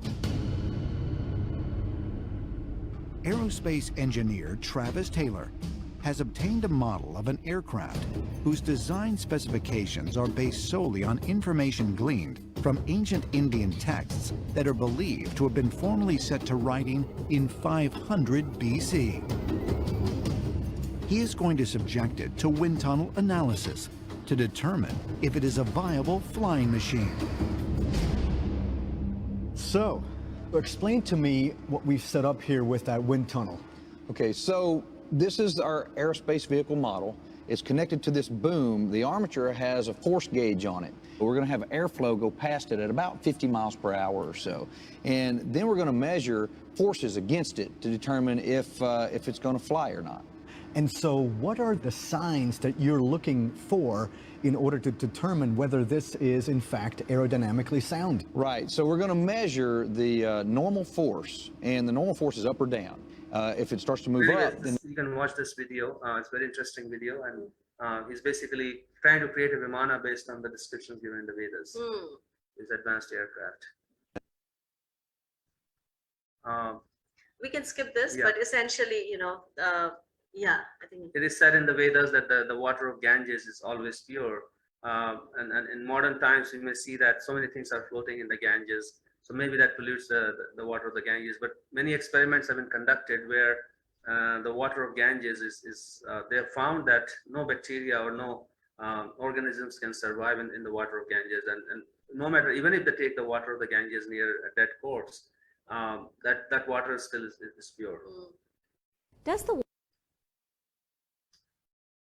So anyways, this is sometimes we may see. I think we can skip that. Yeah. We can come back to it because I think we may be running out of time. Time, yeah. So this is a story that we can have so much knowledge. This is a little story about a boatman and a big scholar who's they're on this boat, and this scholar, he starts quizzing the boatman. He says, "Have you heard of the whatever the law of gravitation?" And the boatman says, "No, I haven't heard. I don't know." And he says, "Well, then 25% of your life is wasted." And then a little bit later he says, "You surely must have heard of Shakespeare, right?" And it's like, "No, I don't even know how to read or write." And he says, "Then another 25% of your life, 50% of your life. 50% of your life is wasted." And then he again goes on and asks something else, and the boatman says, "I don't know." And then finally there's suddenly a thunderstorm. He says 75% of your life is wasted. And then there's a big thunderstorm and high winds, and the boat starts toppling, and the boat turns upside down, eventually topples. And the boatman at that last moment asks this professor, "Do you know how to swim?" And the professor says, "No." And the boatman says, 100% of your life is wasted. So the point is that we have all of these different knowledge, so much knowledge, so much information. Especially this current age is called the age of information and technology. And yet, if we do not know how to swim, in this vast ocean, in this world, and ultimately be able to cross over, then it just becomes like a burden that we carry that finally sort of sinks us or drowns us. So now we'll skip this. So what is real knowledge? And the question is, there is so much knowledge, but how do we understand what is the knowledge that is best for us? What is real knowledge? So Krishna says that in the Bhagavad Gita, that real knowledge is to know what matter is, what spirit is, and who's the controller of both. It is a reality distinguished from illusion for the welfare of all. Knowledge should basically, ultimate test of knowledge. It should be, it should remove illusion, and it should bring welfare for all, and it should uproot threefold miseries, which is the miseries from the mind and body, miseries from other living entities, and miseries from natural causes. That is real knowledge. I like that. And I think now we can talk about one of those Prabhupada stories, which we just skipped, which is that one time Prabhupada was asked, because he's a guru, so he should know everything. So he was asked this question. So Swamiji, could you, since you are, you know everything, so could you say how many windows are there in the Empire State Building? And Prabhupada's response was, "I do not know how many drops of water are there in a mirage." So, any knowledge, that we acquire in this world, it is again just like this world, which is temporary, and ultimately does not lead us to the ultimate reality, right? So again, when we take birth, and again we have to go back to learning our ABCs, right? But transcendental knowledge, it actually stays with us, and it's something that is, it connects us to this ultimate reality, and ultimately, like you're saying, it uproots the unhappiness, the darkness from within our heart. And I guess I really like the last point where it says that such knowledge transforms our heart. Knowledge, it should invoke our divine nature. It should bring out our divine qualities. That is real knowledge. And anything else is basically just burdens us more. It's beautiful. I love this. Expressed by displaying divine qualities. That is the final test of knowledge. Knowledge, any kind of knowledge. Any kind of knowledge. So Krishna said in the Bhagavad Gita how knowledge, that this knowledge is fire, and it burns all the transcendental knowledge burns all ignorance, and it also burns all the karma that actually, we are in fact, this knowledge is not just that it's fire, but if you put yourself in that fire, you yourself will become fire. So there's a nice example that you take an iron rod and you put it in fire, and then initially it'll just keep getting warm and warmer and hot, and finally at one point the iron rod will actually start functioning like fire. So this is what happens when we put ourselves in knowledge, then we ourselves become infused like a torch. And Krishna compares knowledge as a boat, this transcendental knowledge as a boat, that even if you have so much karma behind us, but when we are situated in this transcendental boat of knowledge, then anybody can actually cross over the ocean of miseries. So it kind of makes this knowledge available to everybody and anybody, regardless of anybody's background. And that's why Prabhupada, when he came to the West, he picked the hippies and transformed them into first-class saints, and because the power of this knowledge. Yeah. And it's a very beautiful thing that is described in this Bhagavad Purana about the boat analogy, is that when great devotees, when they cross over, they leave the boats behind. And so generally when you cross over, then you take the boat with you. But when in the bhakti world, when a great devotee crosses over, they leave the boat behind. And if you simply approach that boat, then that whole material ocean actually gets reduced, right? You immediately cross over. And so this knowledge is also compared as torchlight, Krishna says in the Bhagavad Gita, to show them, to those who are constantly devoted to serving me with love, special mercy, are dwelling in their hearts, destroy with shining lamp of knowledge the darkness born of ignorance. So there is this existential darkness in our heart that can only be removed by this transcendental knowledge. And Krishna himself is that torch. Yeah, and he says, and therefore Krishna applauds Arjuna that, hey, the doubts which have arisen in your heart out of ignorance should be slashed by the weapon of knowledge. Armed with yoga, O Bharata, stand and fight. Anyway, so this knowledge is also called the king of knowledge. In the 9th chapter, Krishna talks about that Raja Vidya. This is a secret of all secrets. It's supremely pure, it's transcendental, direct perception, which means anybody can directly apply it and perceive it for their own. And it's a perfection of It's interesting, but it's the same word that we actually encountered before. If you guys remember that, prataksha. So prataksha was one of the forms of evidence. Here it's saying that if you apply this knowledge, this is prataksha, which means that one can directly see it. And then experience it, because one's own experience is the highest evidence, and it's everlasting, joyfully performed. Sometimes acquiring knowledge is very difficult, but bhakti, the process of transcendental knowledge, is joyfully performed. So how to get this transcendental knowledge? Krishna talks about this transcendental knowledge, but then he also describes a process to get it, because we just can't get it just like that. So this is a famous verse in the Bhagavad Gita. Just try to learn the truth by approaching a spiritual master, inquire from him submissively, and render service unto him, or him or her. The self-realized souls can impart knowledge unto you because they have seen the truth. So this is the process that we approach someone who already knows, or who has seen the truth, and just by inquiring from them and serving, that is another very, very important part. Then that knowledge will actually get implanted within one's heart, just by this process. So basically, Krishna is talking about a guru or a spiritual teacher. And what is the qualification of such a guru?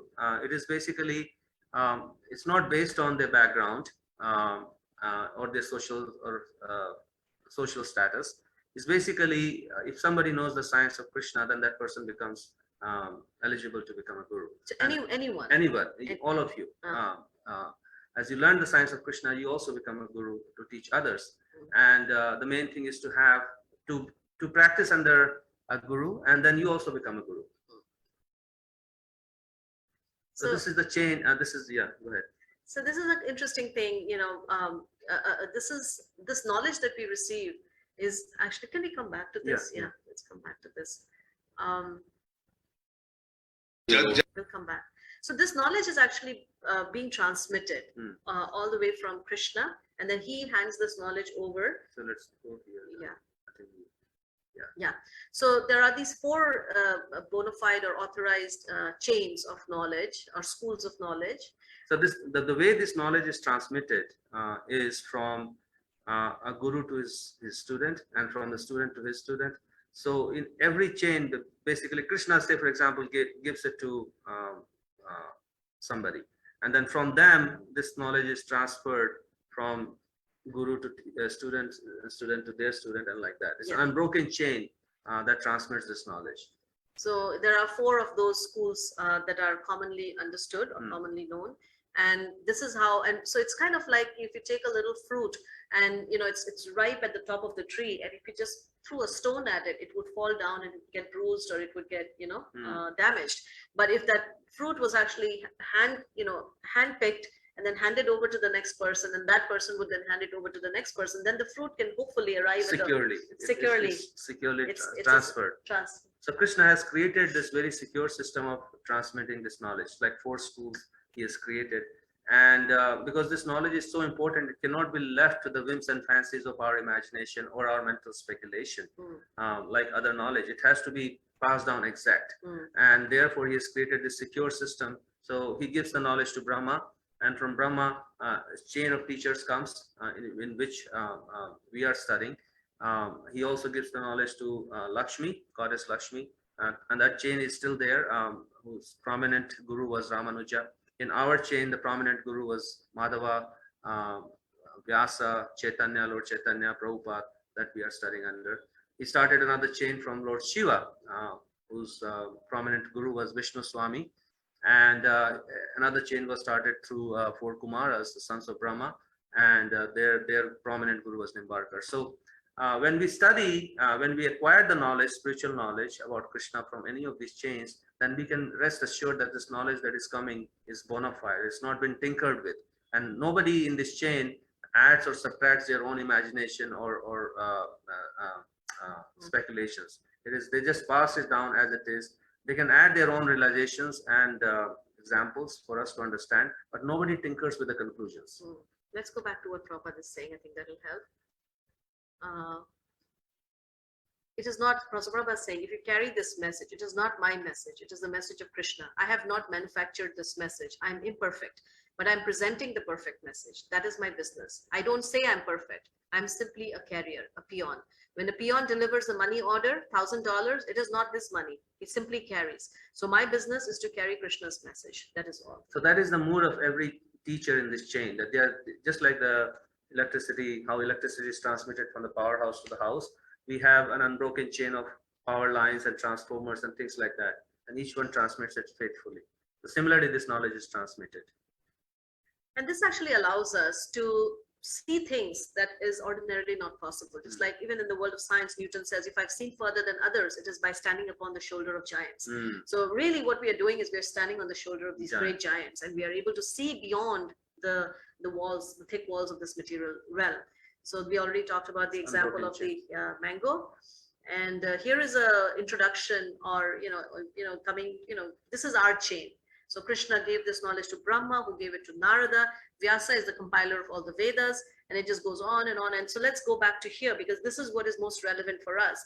Our, all of us, in fact, part of the chain. Loka myself, our teacher, Mukunda Goswami, His Holiness Mukunda Goswami, and then he was the disciple of Bhaktivedanta Swami Prabhupada, and then his teacher, Bhaktisiddhanta Saraswati.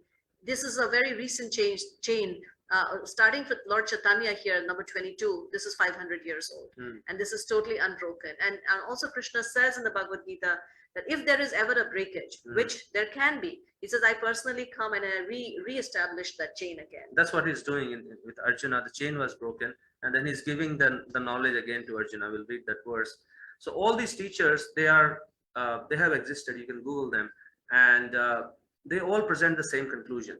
None of them will contradict each other or present some new, I have come up with this novel concept. None of them, this transcendental knowledge is not about presenting or coming up with novel concepts. It's about presenting the same conclusion, passing it on. And Prabhupada, you will see, he takes the conclusions from all these great teachers and he puts them in his purport. So you'll see him referring to all these great sciences. That's the science of peer review.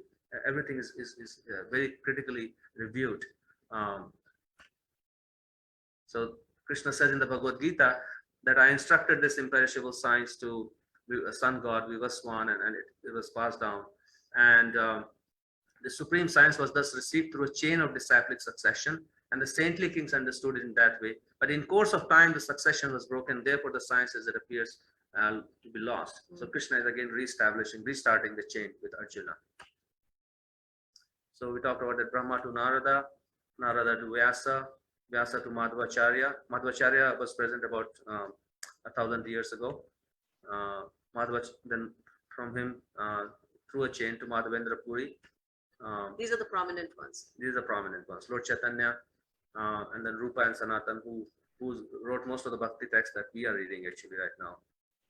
Bhaktivinoda Thakur, he was the reviver of the bhakti movement 200 years ago. His son Bhaktisiddhanta Saraswati, and Prabhupada, whose books we are reading currently. So this knowledge is coming from an unbroken chain of teachers who were great practitioners, bhakti practitioners themselves, self-realized souls, and they practiced and transmitted this knowledge for our benefit. So this is like the check and balance system, three-legged check and balance system, on the basis of which we can be sure that what we are getting, this knowledge, we can trust it, we can put our confidence in it. So the first one is Guru. The three legs are Guru. Sadhu means an advanced practitioner of bhakti, devotee. Or the professors. And the Shastra is the bhakti scriptures. So the source of it is the bhakti scriptures. The knowledge is coming from the bhakti scriptures. But just by reading the books, we cannot get the knowledge. Just like a student in medical school, he cannot become a doctor just by reading medical books. He has to practice under somebody's guidance. So that is the Guru who gets spiritual knowledge, who is also, every Guru in the bhakti chain is also a student of his Guru. And that is coming from the disciplic chain. That is very important. Otherwise, people can just inject their own speculations. And that's why, like sometimes people ask that, hey, Krishna spoke the Bhagavad Gita to Arjuna, and Arjuna got transformed, but Krishna is not personally present here teaching me. So how can I get the same benefit as Arjuna did? We can get the same benefit as Arjuna did because this knowledge is coming through this disciplic chain, and it will have the same impact because everything is preserved as it is.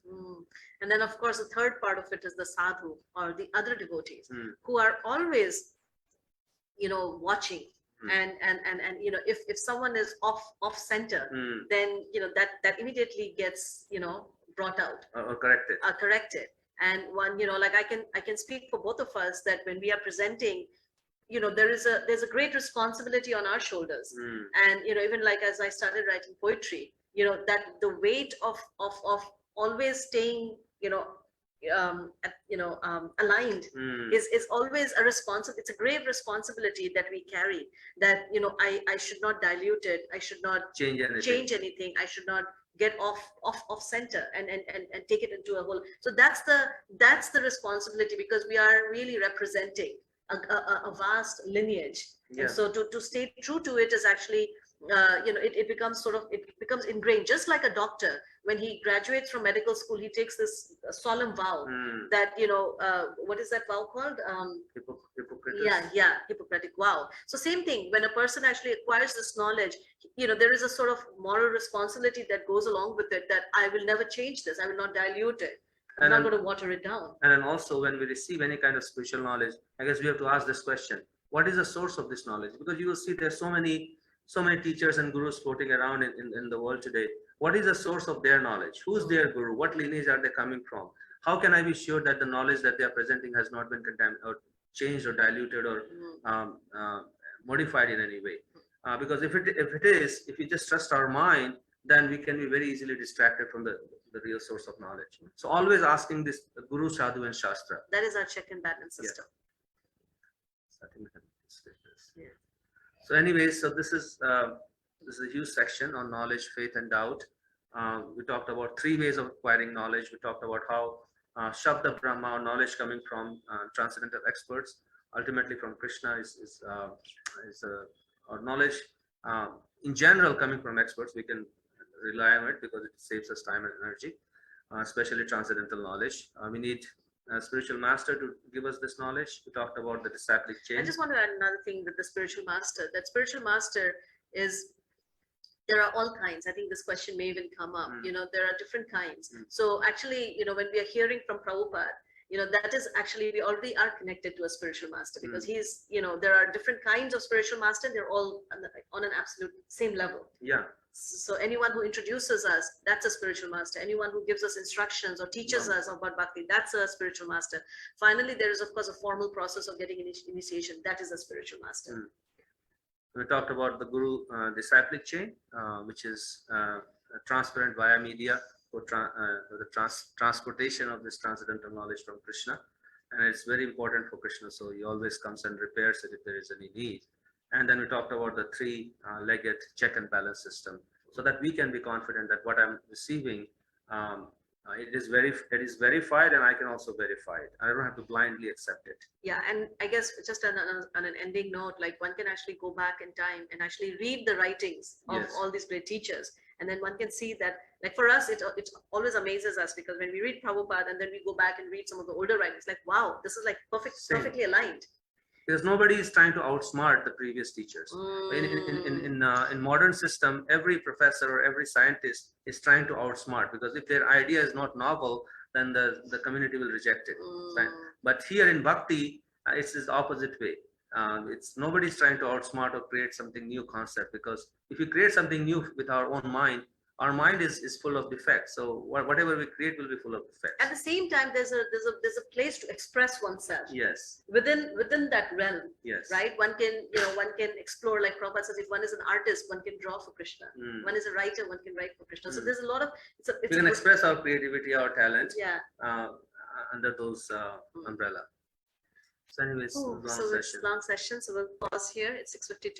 We have almost on time. So we'll take any, Aditi, if you have any questions or. There's just one question from earlier, and there are a lot of really beautiful reflections that I could read to you as well. Shall I start with the question or the reflections? The reflections, and then we'll take the question. Okay. Mark David Benzens wrote, "We can know that Krishna is real because God consciousness fills our life on earth with divine magic."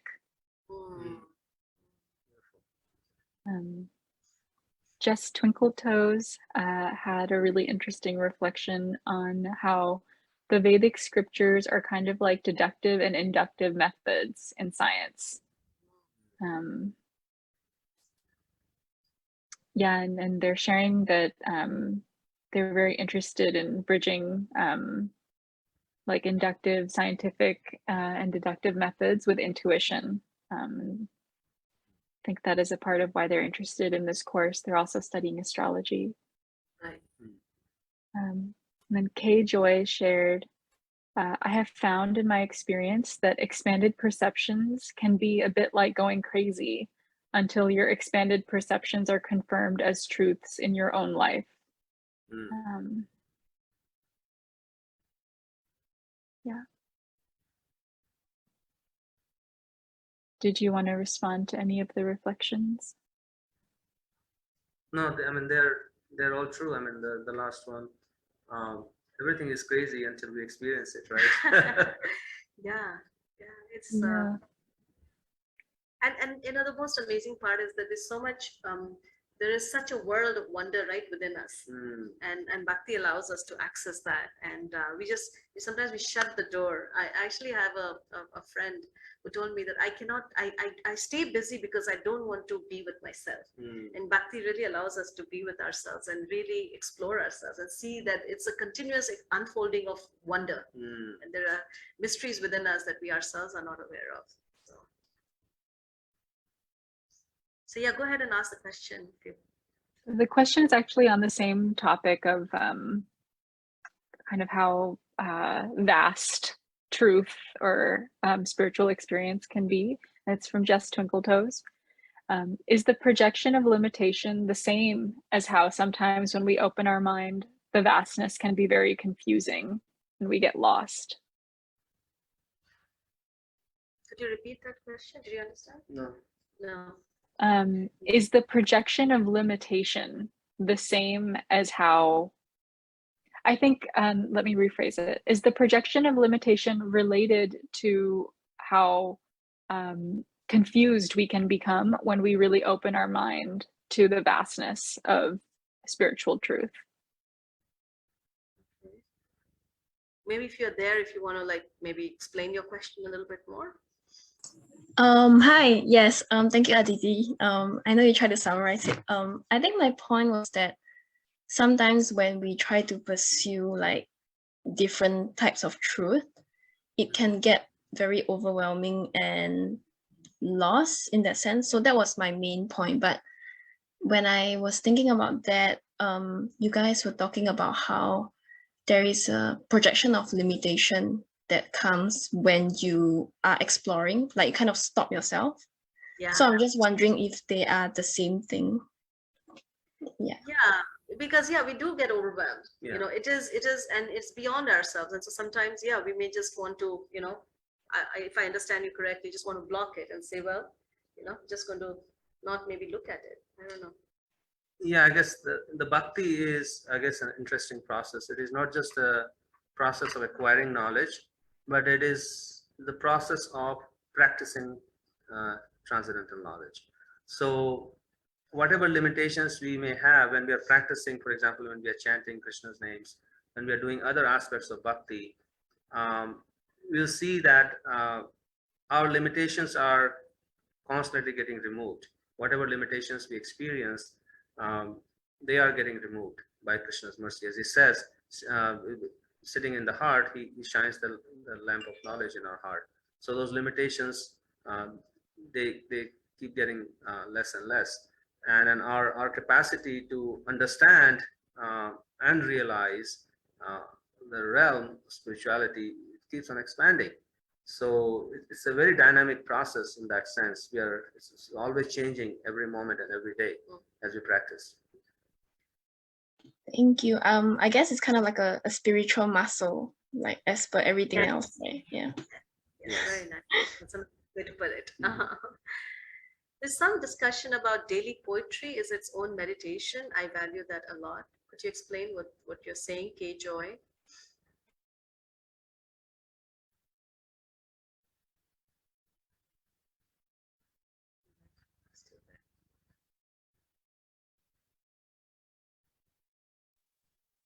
Okay, and I guess, yeah, go ahead. Oh, thank you. Thank you very much. Appreciate that very much. And Mark, I guess, Aditi, go ahead if you want to, you know. Sure. I think there were two people with their hands raised, and they had raised their hands before I saw this question from Mark. So perhaps we can go in that order. Sure. Melissa, and then Suzanne.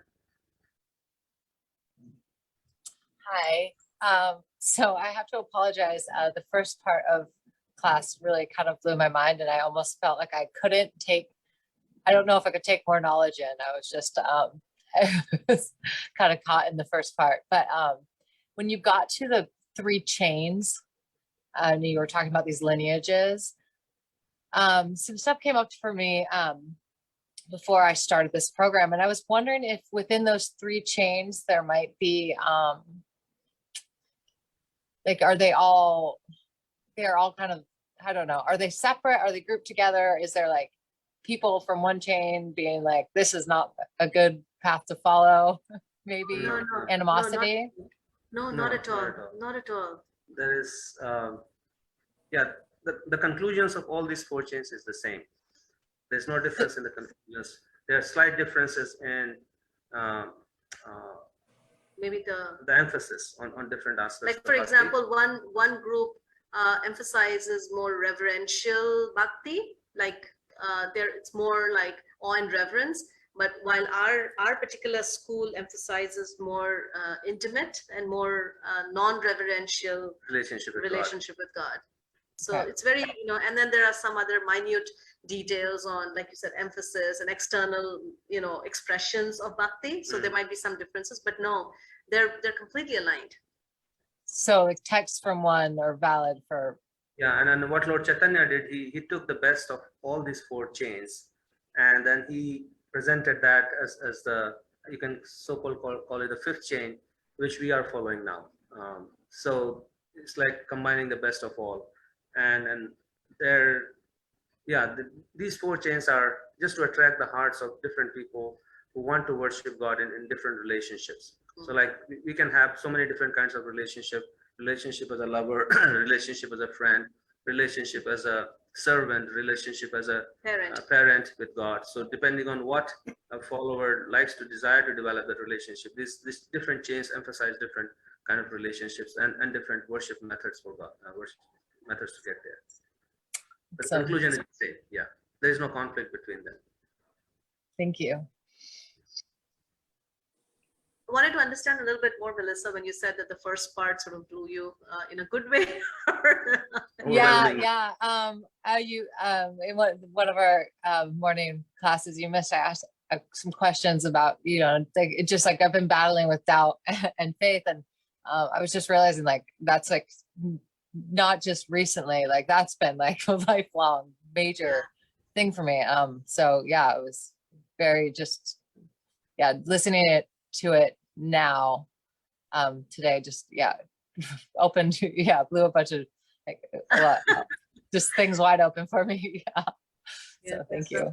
Yeah, it's something that we, if we can just stay with it, with that uncomfortable feeling, and doubt can be sometimes an uncomfortable feeling. If we just allow that to unfold, then we find ourselves, like every single time I have faced a wall in my bhakti practice, I find that if I just allow myself to just stay there, then suddenly it's no longer a wall, it's a door. Yeah, and then we see Krishna's help, because see, there are two approaches to doubt. Once when a doubt comes, either we can just go to our mind and say, hey, you figure it out. You find a solution for it. You find an answer for it. Or we can take the doubt and take it to our guru, take it to the other great bhakti practitioners, and we can take it to Krishna. We can approach the bhakti text with that doubt. Hey, Krishna, I have this doubt. Please help me. And when we approach the doubt with that mood of humility and service, then Krishna, he says, he's sitting in our heart he's eager to remove those doubts. And therefore Arjuna is continuously addressing Krishna with the name Madhusudana. You'll see in Bhagavad Gita that name is used quite frequently by Arjuna.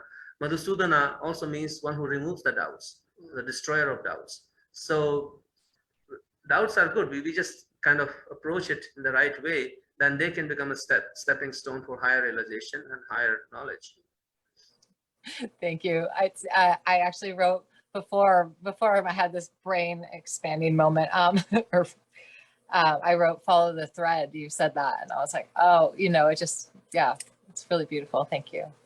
Thank you. Suzanne, go ahead. Oh, okay. Tonight you didn't read any of the text, and I read all 18 pages today, and I wanted to see what you were going to say about chapter 8, the text 19, where it says Brahma's day, in Brahma's days, all living entities come into being, and in Brahma's night, they helplessly annihilated. And I wanted to see what you were going to say about that. Thank you. I knew there was something different when we started. I was like, what are we missing? I guess we had a lot of slides today, so we wanted to go into the text, but we felt that you remembered it. Yeah, but if we went into the text, that will really take up a big chunk of time. But yeah, it's very long. Yeah, thank you for bringing out that point, that 8.19. That is, Krishna speaks that to help us understand that this material world is temporary. Right? Brahma, who lives for his lifespan is 311 trillion years compared to our solar calculation. But for him, he lives his 100 years. So his 100 years, his 1 day of Brahma is equal to, yeah, his lifespan is 100 years, which is 311 trillion years for us. But for him also, he has to be born, and he dies. And at the end of every day of Brahma, the whole universe is kind of annihilated.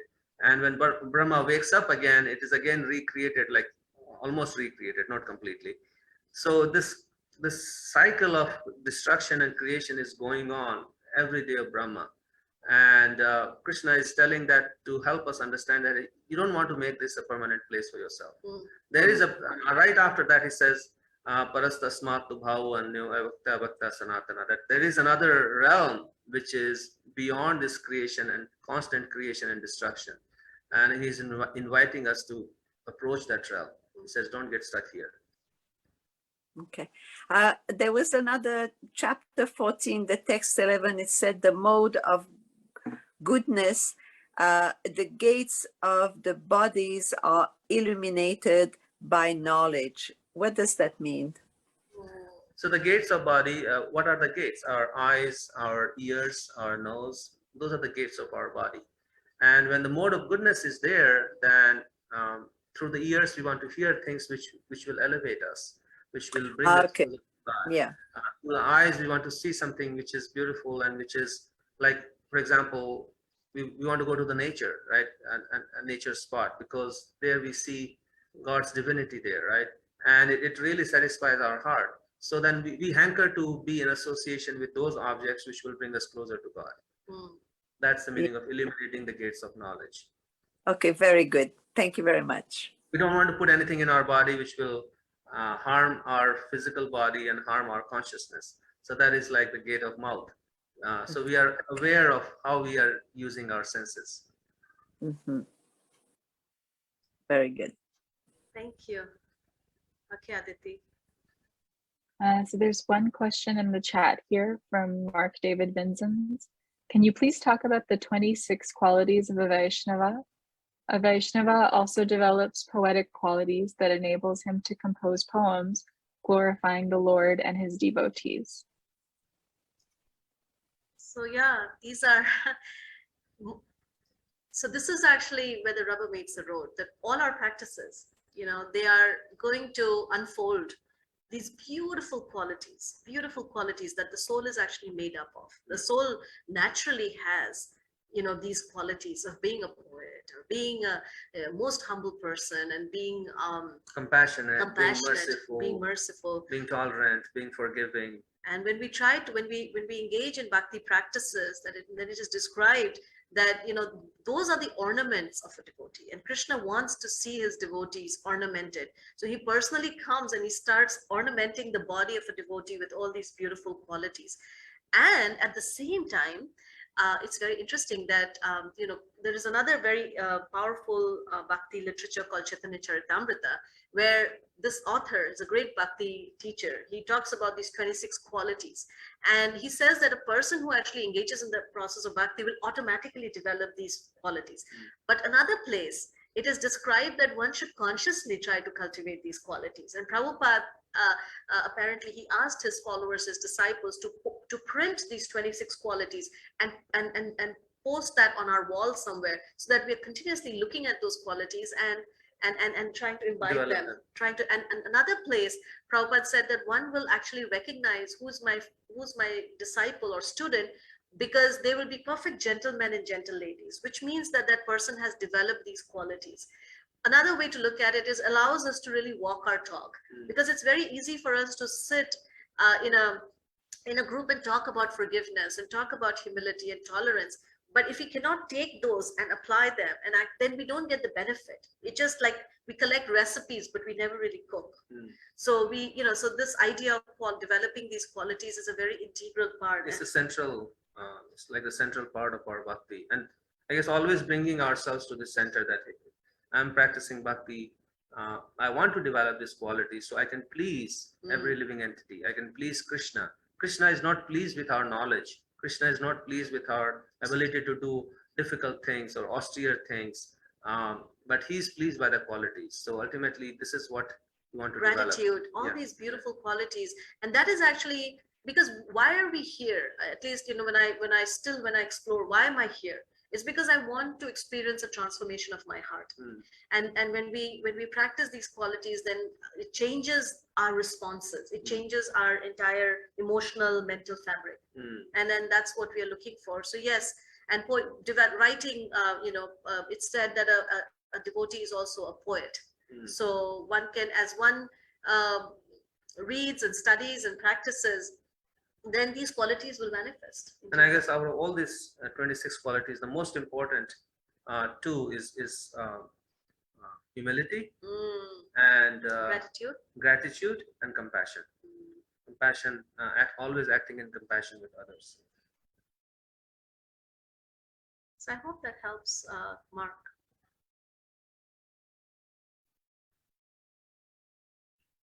Suzanne, go ahead.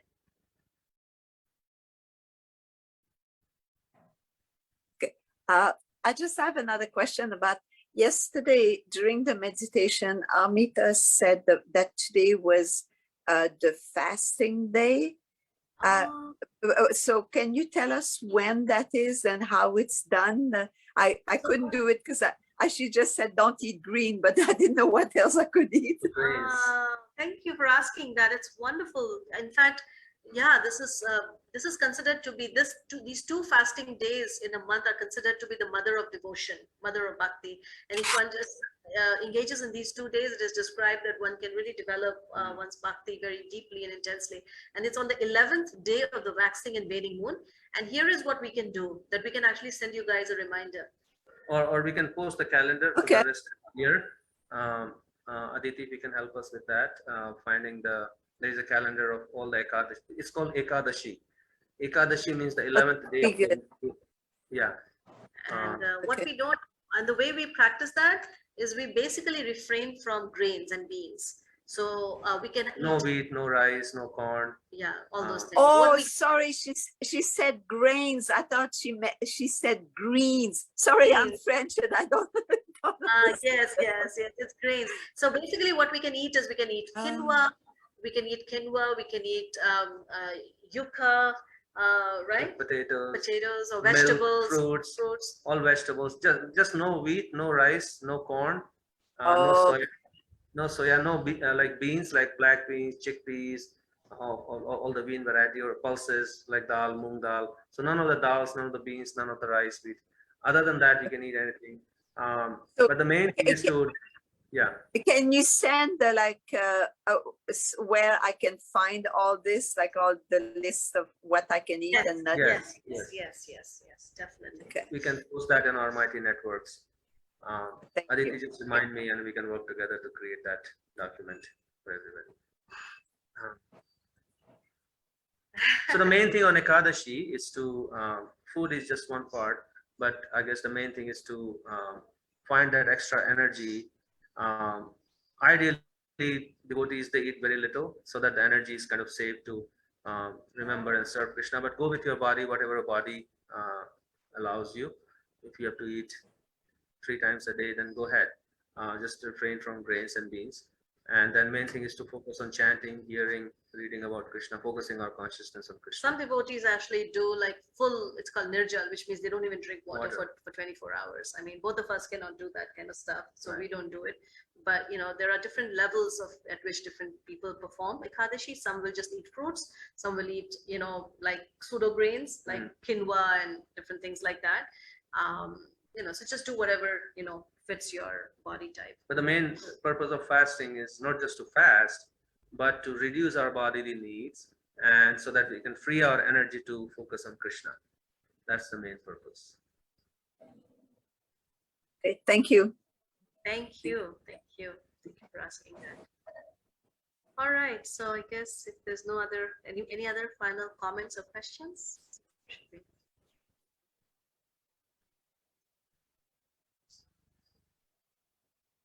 By the way, we are flying to Bali in the next on 3rd of May. So we'll be in Bali for a couple of weeks. So you'll be seeing us there. We're really excited about that. There's actually a vegan festival happening in Bali. Yeah, it's considered the Asia's biggest vegan festival. That's one of the main reasons we are going there, to explore the possibilities there, meeting more wonderful people and sharing bhakti.